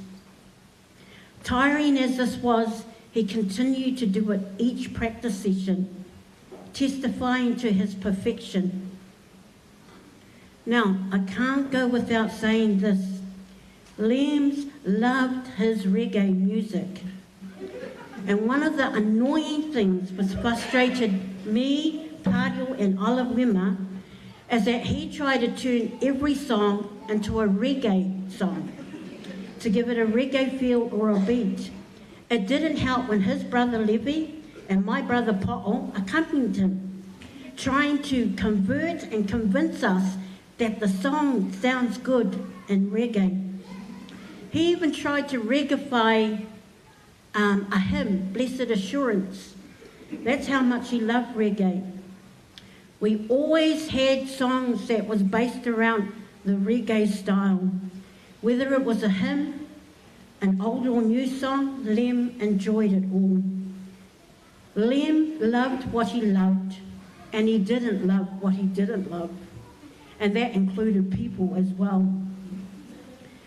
Lems, thank you that your love for music started our praise and worship team, which helped many of us to use our godly talents to serve God. Essence flourished because Lem would personally recruit members to the team to serve God through music. Thank you, Lem, for your passion and your need to serve God through music. You sung your last song here on earth, but you have moved to our heavenly choir, where the pitch, harmonies and tones are perfect, not for today, but for all eternity. There's no need to do any arrangements, as it has already been arranged by our Lord. Rest well, our friend and brother. May your sweet voice continue to chime in our hearts and minds as we learn to live on without your presence. We love you. I'm putting on my second hat. Kia ora na tātou kātoto, I roto I te ingo o tō tātou mitua ko Yesu Mesia. I stand here on behalf of the Cook Islands youth to pay tribute to our honorary Cook Islands brother, Lemuelu, or Lems as we called him. It wasn't big Lems, it was just Lems, because all of our group are big, so it was just Lem for us. We have had a long-standing relationship with Lem, who we have worshipped with, fellowship, sung, eaten, and eaten again and again, complained to, complained with, and even growled him for 30 plus years. In all these years at Tamaki, Lems is the only one of our Samoan group who has attended an Uapo fellowship with us.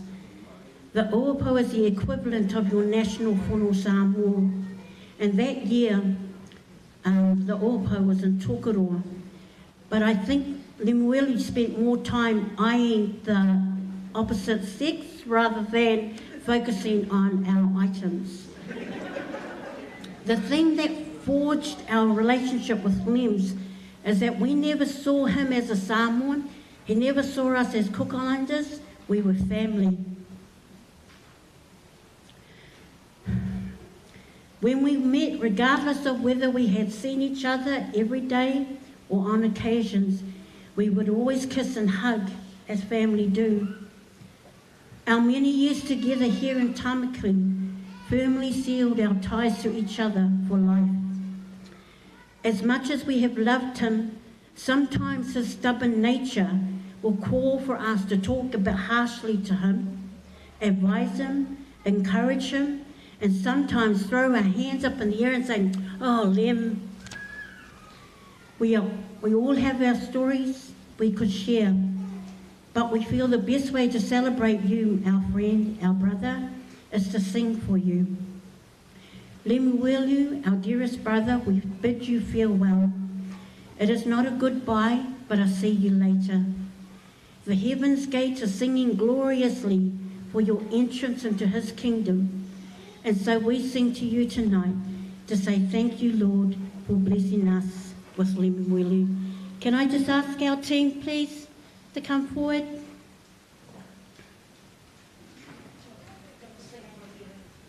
I would say sing along with us, but I don't think you would know the song. But come.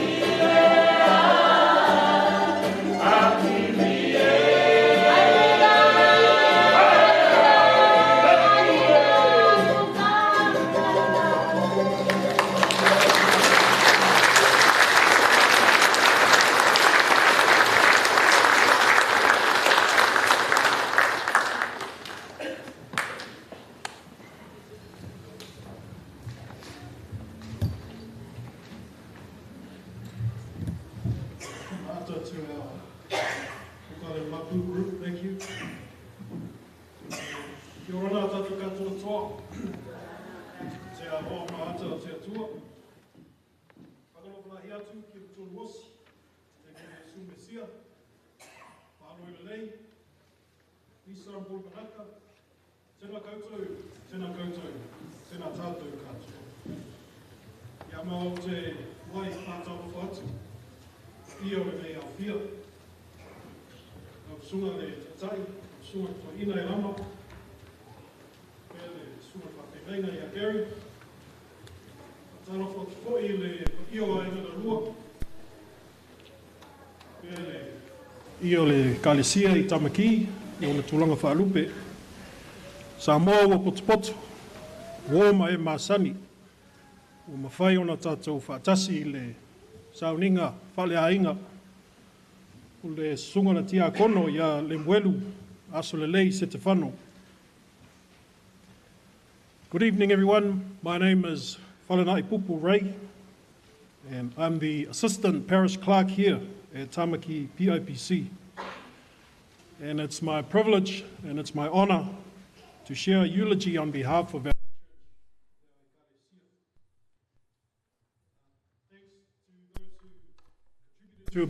the eulogy for your contributions. I'd like to start by acknowledging LEMUELU's families, two wonderful, long-standing families of our church here in Tamaki. LEMUELU comes from great stock, as they say. Firstly, the O'Brien family, one of the founding families here at Tamaki PIPC, Mam Vai Samoa. What a great delight and a surprise to see Lema O'Brien here, LEMUELU's uncle, a fionga I Tolea Fort. It was great to see him well and here in attendance at our service tonight. Also, Ofeira, I think I saw Ofeira here. Also spent a bit of time here with us at Tamaki. Shout out to my boys Mike and John, old basketball teammates. And of course, later on, we had the pleasure of Talo and his family joining us here at Tamaki. And what a talented family the O'Briens are. If you're wondering where LEMUELU's talent comes from, then I've got no doubt most of it comes from our O'Brien family. The garage here at Point England Road, number 20, I believe, where Lema and Makilika used to stay, was one of the regular spots for our church gatherings to practice for Kauvanga Pese and Kauvanga Siva. And we now see Talo taking on that role with church, and that talent has now come through to the kids as we saw this evening. And of course, the Setefano family. The arrival of Tamā Setefano and Tina Leolofi in 1980 with their children. And then over the next few years, many of the nephews and nieces and wider Setefano family joining us here to build up our church. One of those nephews being the handsome Asolelei. Now, I'm not 100% sure, but I think Asolelei and Vaisamo's wedding might have been one of the first at our church, if not the first. Vaisamo might be able to verify that for me. All I remember is running around that day, eating all the food and having a good time at the wedding, in the wedding reception in what is now the Aonga Mata.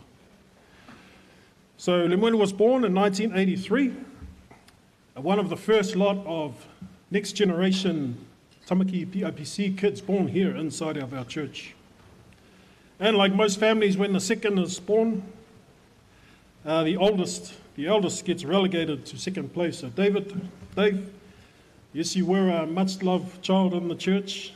I remember you sparking a manhunt. One time you went missing. Apparently you went walking somewhere on the streets.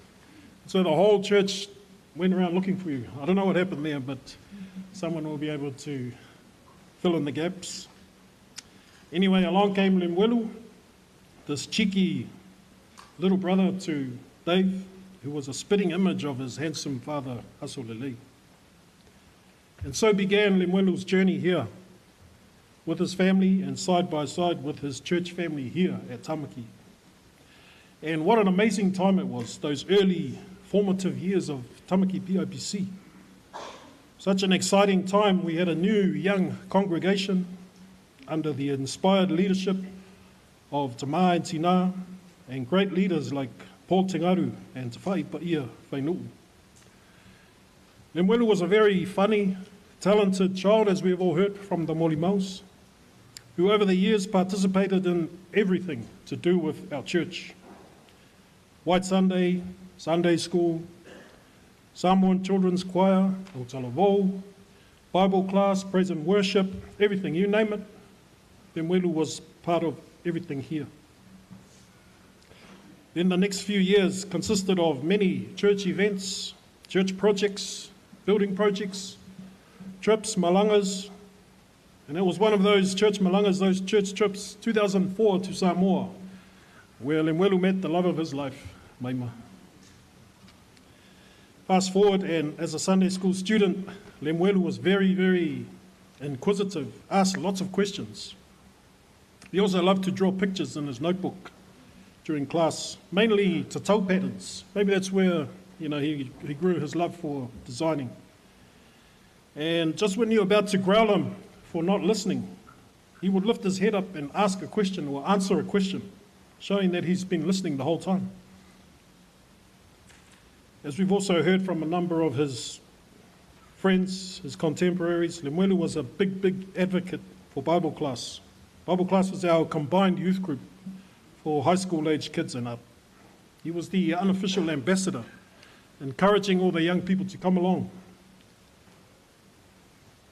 especially his cousins, nephews and nieces. And as the leaders of Bible class at the time, we had a huge appreciation for LEMUELU and his work in pulling in many of our young people. As LEMUELU grew, so too did his life of service here at Tamaki, becoming a Sunday school teacher, faithfully attending teachers' meetings, retreats, camps, and bringing his own unique talent and gift, being able to work with our kids here at Tamaki. LEMUELU wasn't one of the lesson plan or worksheets type of a teacher. He was more of a mentor style, teaching kids by showing them how to love and care. As we heard from Teo, LEMUELU was being up the front here with the microphone was his happy place. Never too shy to sing. He always sang and performed with a real passion. And if he wasn't up here at the front, he would always be in that back corner over there, dancing, singing and clapping. Becoming a tiakono was next for LEMUELU, answering the call to serve by becoming part of the eldership team here at church in 2021. We saw one of the photos, LEMUELU in his communion gown, serving Holy Communion. Now, LEMUELU was a talented sportsman, I have to say. Lemalu Siali was talking about his kilikiki before, and I like to think I know a good player when I see one, and I really believe LEMUELU could have been a good kilikiti player if he put his mind to it. And if our church had a rugby team, he would probably be one of the first ones picked. At a church beach trip to Wenderholm one year, a late high tackle by LEMUELU saw a ngai have to be carried from the beach up to the grass and be resuscitated. And at one of our Sunday school camps also, Edward was on the receiving end of a LEMUELU tackle, resulting in Edward rupturing his ACL and needing a full knee reconstruction. On a personal note, when I think of LEMUELU, the first thing that comes to mind for me is how extremely loyal and very passionate he was about people and the things he loved and cared for. We've heard that already. His family, his Samoan heritage, his friends, and his thirst and his hunger to find out more about God for his life. As one of LEM's leaders and teachers over the years, he was very, very, again, inquisitive, very deep thinker. He had this real hunger to learn about God, and I didn't always have the answers for him. So the next best thing you do is to make sure you let these kids know that you love and you care for them. As just a quick example of LEMUELU's loyalty to his friends, I remember a confrontation I had with him following one of our Sunday school camps. On the Sunday morning of camp, which is always the last day, a couple of the young boys come to breakfast with Sharpie drawings all over their face. So I said, which cabin are you from? They told me the cabin number. So I ran into the cabin, I opened the door, and inside is LEMUELU ASOLELEI, Ian, I'm not sure who else, just the usual suspects. And I said, who did this? And everyone was quiet until Ian owned up and said, oh, I did. And so in front of all the boys, I gave Ian a dressing down. I said, you should know better, Ian. Very disappointed in you, etc., etc. Then when we got home from camp that night, LEMUELU turned up to my house, knocked on the door, and he was looking quite upset. I said, oh, LEMUELU, what are you doing here? He said, oh, can I talk to you? Yeah, sure, come in. And he was very upset that I growled Ian. And he was telling me, it wasn't Ian. He wasn't the one who done it. I said, okay, well, tell me who. He goes, no, I'm not telling you. I'm not telling you. I'm just saying it wasn't Ian. Anyway, we left it at that. And I found out later it was LEMUELU ASOLELEI and Leaso who were the culprits. Now, we've heard a lot of stories about LEMUELU and how he encouraged his friends to come along to church. And, you know, that brings me back to this amazing woman here, Maima, and your children. Together, LEMUELU and Maima have shown that same love and example to their beautiful children, Vailelei, Tione, Lutumoy, and Sa. Over the years, these 4 kids have been the first to arrive to Sunday school every Sunday, week after week, faithfully. And when there are special events on or special projects that Sunday school are needing to be a part of, and we are needing the kids to come along, Maima's and LEMUELU's kids are the first ones that Andrea or the Sunday school team would contact. Maima, LEMUELU, we need the kids to come to practice. Yeah, sure, what time? Straight away. Petessa is a gifted netball player. One year, she had a tournament on a Sunday, which fell on the same day of the Sunday school exams. But Petessa wasn't going to get off lightly. Mum and Dad, Maima and LEMUELU, brought her along on Saturday night on a cold, rainy night to come and sit the exam the night before. Sunday school has often also received gifts of cupcakes, treats from Maima and LEMUELU over the years, never allowed, never announced, just genuine love for anything to do with their children.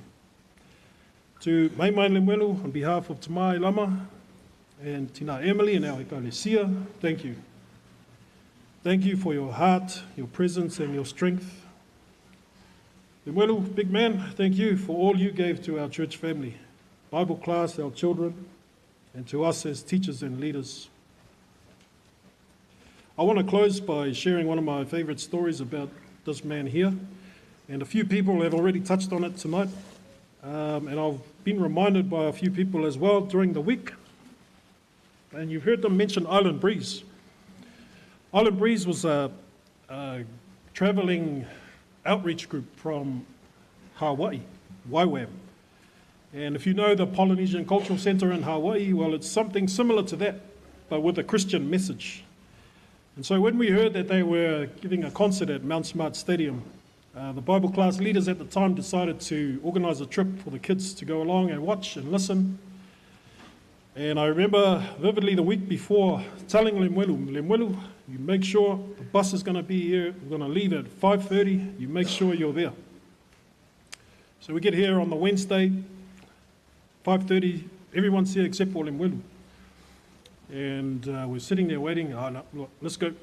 So we get on the bus, go around the corner, drive down there, but for some reason I just couldn't leave him behind. So I said to the driver to take a left here at Anderson, all the way back down to Anderson, down Erima, and back in front of the house. And so I get off the bus and I run down, and I was just going to give him one chance to come along. So I didn't know where he was, I just assumed, I hoped he was in the house. LEMUELU. Gave him a couple of calls, and then I called him one more time, and then the garage door opened, and he came out. And he was in tears, he looked like he'd been crying. And he said, what are you doing here? I said, what do you mean, what am I doing here? Get on the bus, we're going to the... He didn't want to come along, but I stayed there, and I said, we're not going until you get on the bus. So anyway, we came along, he came on the bus, and we went, and as you heard from Sakalia and Sopea, that night, LEMUELU had a, in his own words, a life-changing moment. Now, what I didn't know, and what LEMUELU shared with me a couple of weeks later, was that he was at a very difficult time that week. He was going through a lot. And that moment in the garage, he was on his knees praying to God, he said. And he said to God, Lord, if you are real, I want a sign right here and right now. And that's when he heard me calling him from the driveway. And so now, LEMUELU, now it really is God calling you. It's not me in your driveway, in the garage, outside your garage. It really is the Lord calling you to come home. And I'm happy for you. Now you can finally have all the answers you've been looking for. And the battle is won, Mauso. You know what that means. LEMUELU, ia. Pawhtai mō lau tau tua, tonu o tātou e kalesia. E le ngalo lau sao, le ngalo oe, o nguia lau malanga. And just before I ask our youth, our Sunday school kids and our youth to sing a song, I'd just like to remind everyone again to please join us for a cup of tea in the hall following our service tonight, so we can share more stories and have a little bit of fellowship before the end of the night. And just before our group takes over, I'd just like again to invite anyone who has had anything to do with LEMUELU over the years, Bible class, Essence, to come along and be a part of our songs tonight. Pawhtai lava.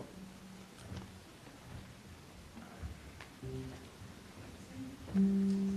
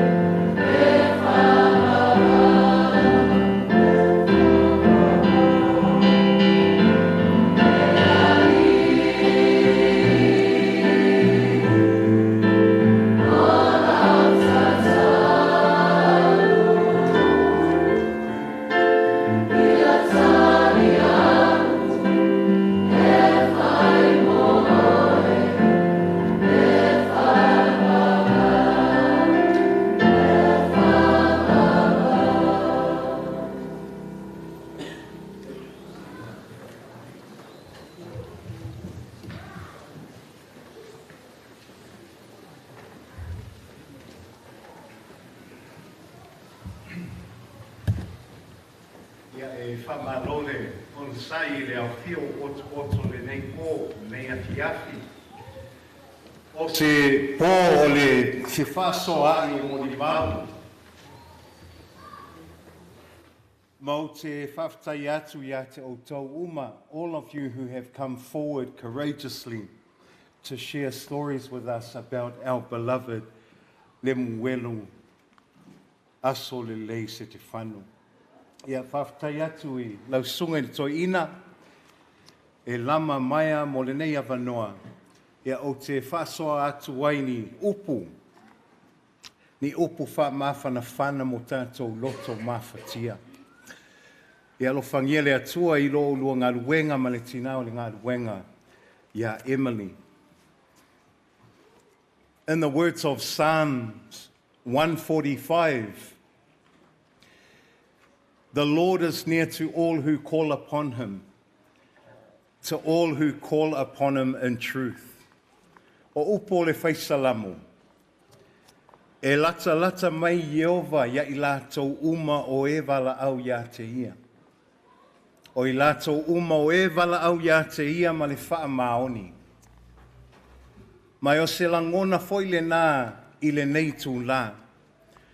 Ua wha lata mai le atua ia I tātou, a o ia wha fofonga mai o tātou loto wha noa noa. Ia tātou wha lata atu I le atua au tātou wha lango I ana fionga mo le wha mawhana whananga. O le launga umi I le suafo le atua le tamā, le alo, ma le angangapa ia. No, it'll be a nice short one, everyone. I know we're all hungry. I wish to begin by saying, well done, family, for all the beautiful tributes to the man of the hour. Thank you once again for your courage and the stories and memories of this great man that will long be remembered. O le pōne mo tātou whaalongo ai I ni whaaloalo matango fie. O le aafianga o le olanga o Lemuelu. I le tele o nofoanga ma le tele o tangata ese. Lemuelu, as we heard, was known as a caring man. He was a big presence, big in stature. He had a big smile, a beautiful singing voice. We've heard that tonight. Sa lawi loa Lemuelu o se tangata anga lofa, o ia se tangata te le. Te le lona tino, sa ia te ia se ata te le o se leo pese matango fie.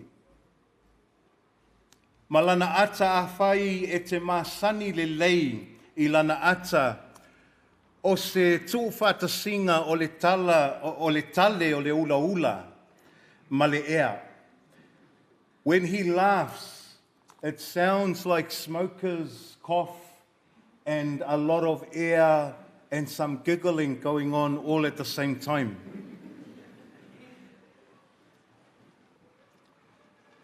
But we heard about his heart, and I want to talk about his heart. His big heart was so full of love. And interestingly, the Bible passage that we heard tonight was selected because of what I had associated with Lem. Someone of a protector. And we've heard that label and that description of Lem being thrown around tonight. Praise the Lord that we are all of one mind and one spirit. His heart full of love would protect everything and anyone he loved.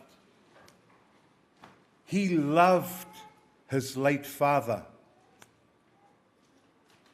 Asolelei Setefano, tulole swafa. He loved his late father. He would sit down and share with me everything that he loved about his father. And he was so broken the day that his father had passed away. He loved his mum. Le tina ia vai sa moa vai. Ma lo lava le ong sai. And he knew that when his dad had left this earth, he and his brothers, Dave and Levi, they would have to fill the void that Dad had left behind to be there for their mum. Many of us have known Lemuelu since he was a child, and we saw how the passing of his father had impacted his life. In my understanding and my memory, Lemuelu became quiet immediately after his father had passed away. He was not the same, naturally. But as the years passed, he had grown into a protector. A protector of his mum and his siblings. A protector of his family. And of course, the day he met the love of his life, Maima, he became the protector of his wife and his children. Right up to his final days, Lemuelu had a heart to protect so many of us.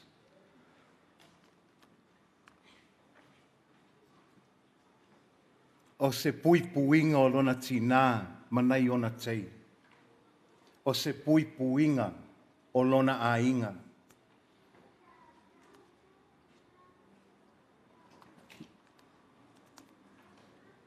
I want to share with you all, especially le tina ia vai Samoa ma le whanau, Maima ma le whanau. I want to remind you again that God is our protector. God is our refuge. God will save us every time. There are these words from the prophet Isaiah where it is God's promise to rescue his people, to save his people. And these are the words that God says to the people through Isaiah. Do not be afraid, I will save you. When you pass through the deep waters, I will be with you. Your troubles will not overwhelm you. When you pass through fire, you will not be burnt. The hard trials that come will not hurt you, for I am the Lord your God who saves you. O lo fa pe ona fetalai o Jehova aua le fefe. Awa ua o fata wina oe. A e sopo ia atu I le vai o te iate oe. A e sopo ia atu vai tafe e lelo fia ai oe. A e savali te tonu o le afi, e le mu ai oe. E le susunuina oe I le mumu o le afi, awa, o au o Jehova lo atua, lo faaola. God promises to protect his people, and Lemuelu shared that same heart of God to protect everyone he loved. And he loved everyone. Maima shared with me that her beloved Lemuelu was one who loved to bring our young people together. Not just at church or work, but especially within his own family. O io se tasi na manao e tauma whai lava e whale lei ma a uli ni whawhita uli e tupu e tonu o ainga. This was Lemuelu's heart.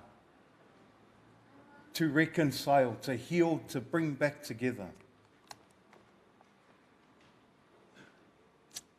Maima ma le whanau, lei kitione, leo tumoe sa, your dad, le tinaya vai Samoa, your son, Dave and Levi, your brother, was a much loved and well-respected person in our lives, in so many lives. He was a protector. He lived to protect his mother, his brothers, his wife, and his children. O io se pui puinga. Sa soifua o ia, e pui puia oe lona tina. Ona uso, lona toa lua malana whanau. Au le nei, wa ia wha mai a ina lana ngā luenga I le lalulangi. Ma ua ia nofo I le maota o le atua. He's completed his work now on earth. And he now takes his place in God's house. Ina ua wala awina I le atua le muelu.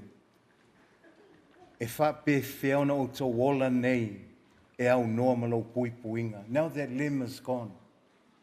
Now that your dad is gone, your brother, your son, all of our friend.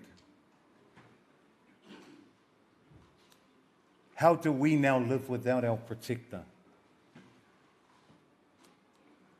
Who will look after you? O le atua o lo tātou pui puinga. O le atua o lo papa ma lo tongi ola. O le atua o lo sulu whainga. God is our protector. God is our rock, our redeemer. God is our refuge.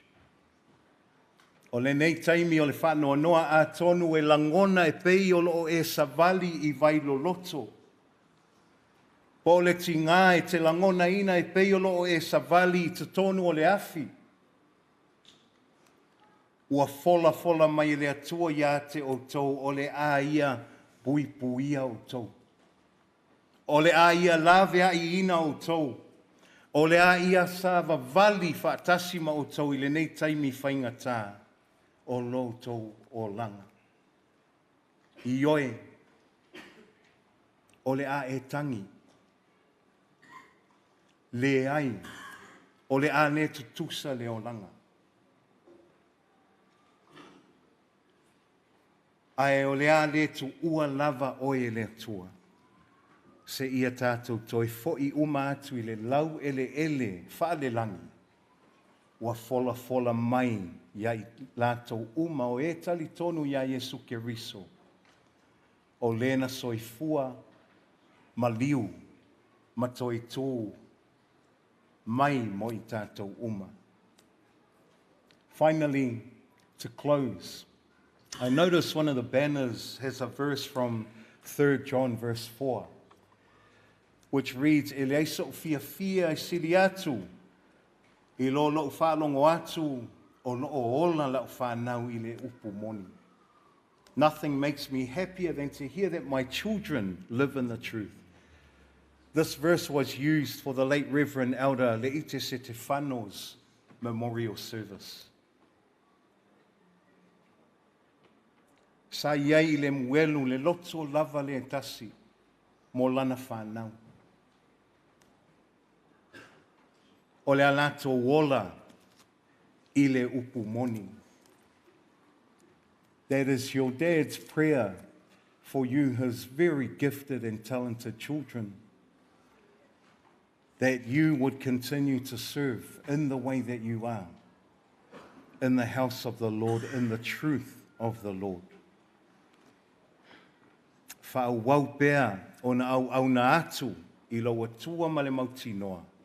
Male loto tele. Continue serving your God with confidence and courage, using your talents just as your dad did. Please look after your nana. Please look after your nana. And please look after your mum. Ia le tina ia vai sa moa ma le whanau maima ma le whanau o le ainga atoa.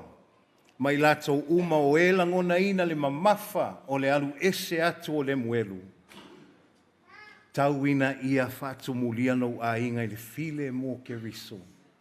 I le nei aso matua atu. Yeah, le muelu, big red. Big red. Thank you for your heart and your willingness to answer any call. God saw you. God saw you. You know that. Now you rest, for God has called you. Whawhetai malo loto malo naunau ta inga I tali atu I so se vala au. Na sila maile atua ia te oe. O le nei wai e mano lo a wa vala a wina oe le atua. Le au auna le leie. Ma le wha maoni. Olu fale maia i le fia fia o lo walii. Ia manuia lau malanga. I le swafo Yesu. Amen.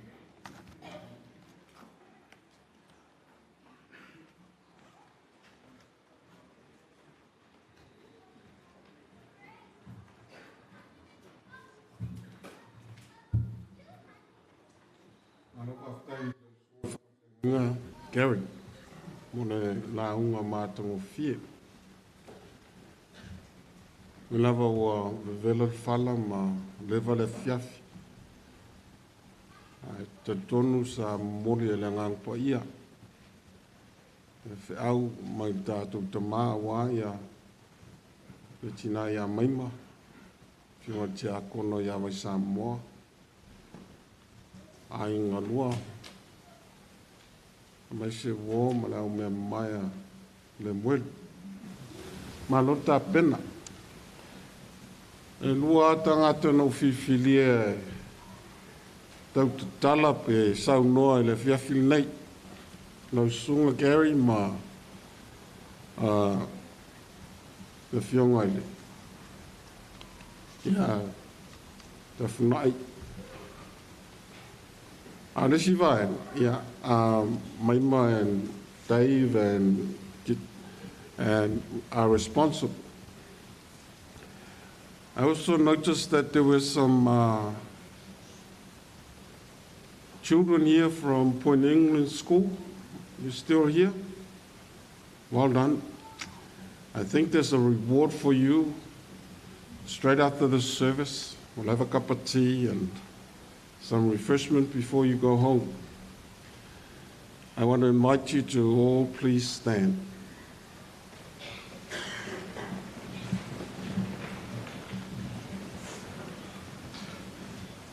We will leave LEMUELU here to be sorted by Dave and Livingston and those who brought limbs in. The rest of you, please notice the exit. You can use the other of the three exits to go into the hall. Those on this side will be using, please don't come to the back of the cemetery. We have an open grave there that needs to be covered tonight. Mole, Livi. No one will break a foot or leg. Well, let's pray. Mai asa ngā luenga, mauma se mea o na mātou whapei fo lea. O auna lea ngā i mātou. Arvi inga ato toa e whafo i atu i ate oe le mātou toma. We heard many tributes, many funny and good stories about LEMUELU. But the main purpose that we have gathered is to ask for your blessing and to pray that there will be rooms in your kingdom for our son and brother. We thank you for your love for him, especially his children, his family, his friends, and his colleagues at work. We thank you for the love that has been expressed from all those who have come tonight, or those who have brought a plate or a gift to Waisamoa and Maima during the past week. We pray, Lord, that you will continue to be with them, all those who are saddened by the passing of LEMUELU. Also that your healing be with those who are unwell, those who made an effort to be here, and those who are sick at home, especially our elderly parents. We're about to end our service, and we thank you, God, for blessing us with your word and the warmth of the fellowship with one another. May the grace of our Lord Jesus Christ, the love of God, and the fellowship of the Holy Spirit be with us now and forevermore. Amen.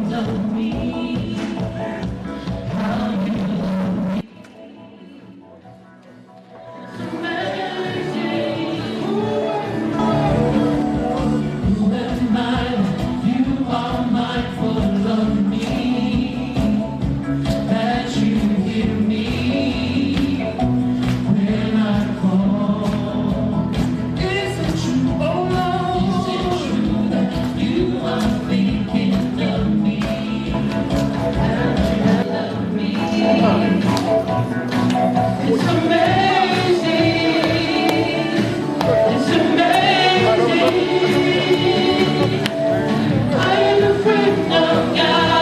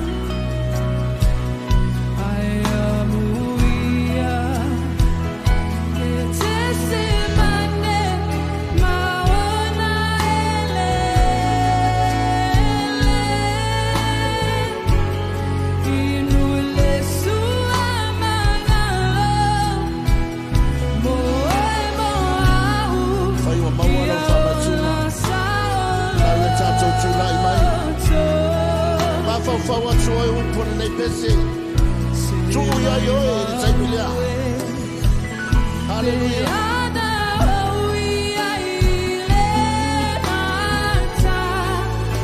Se a sofa no fui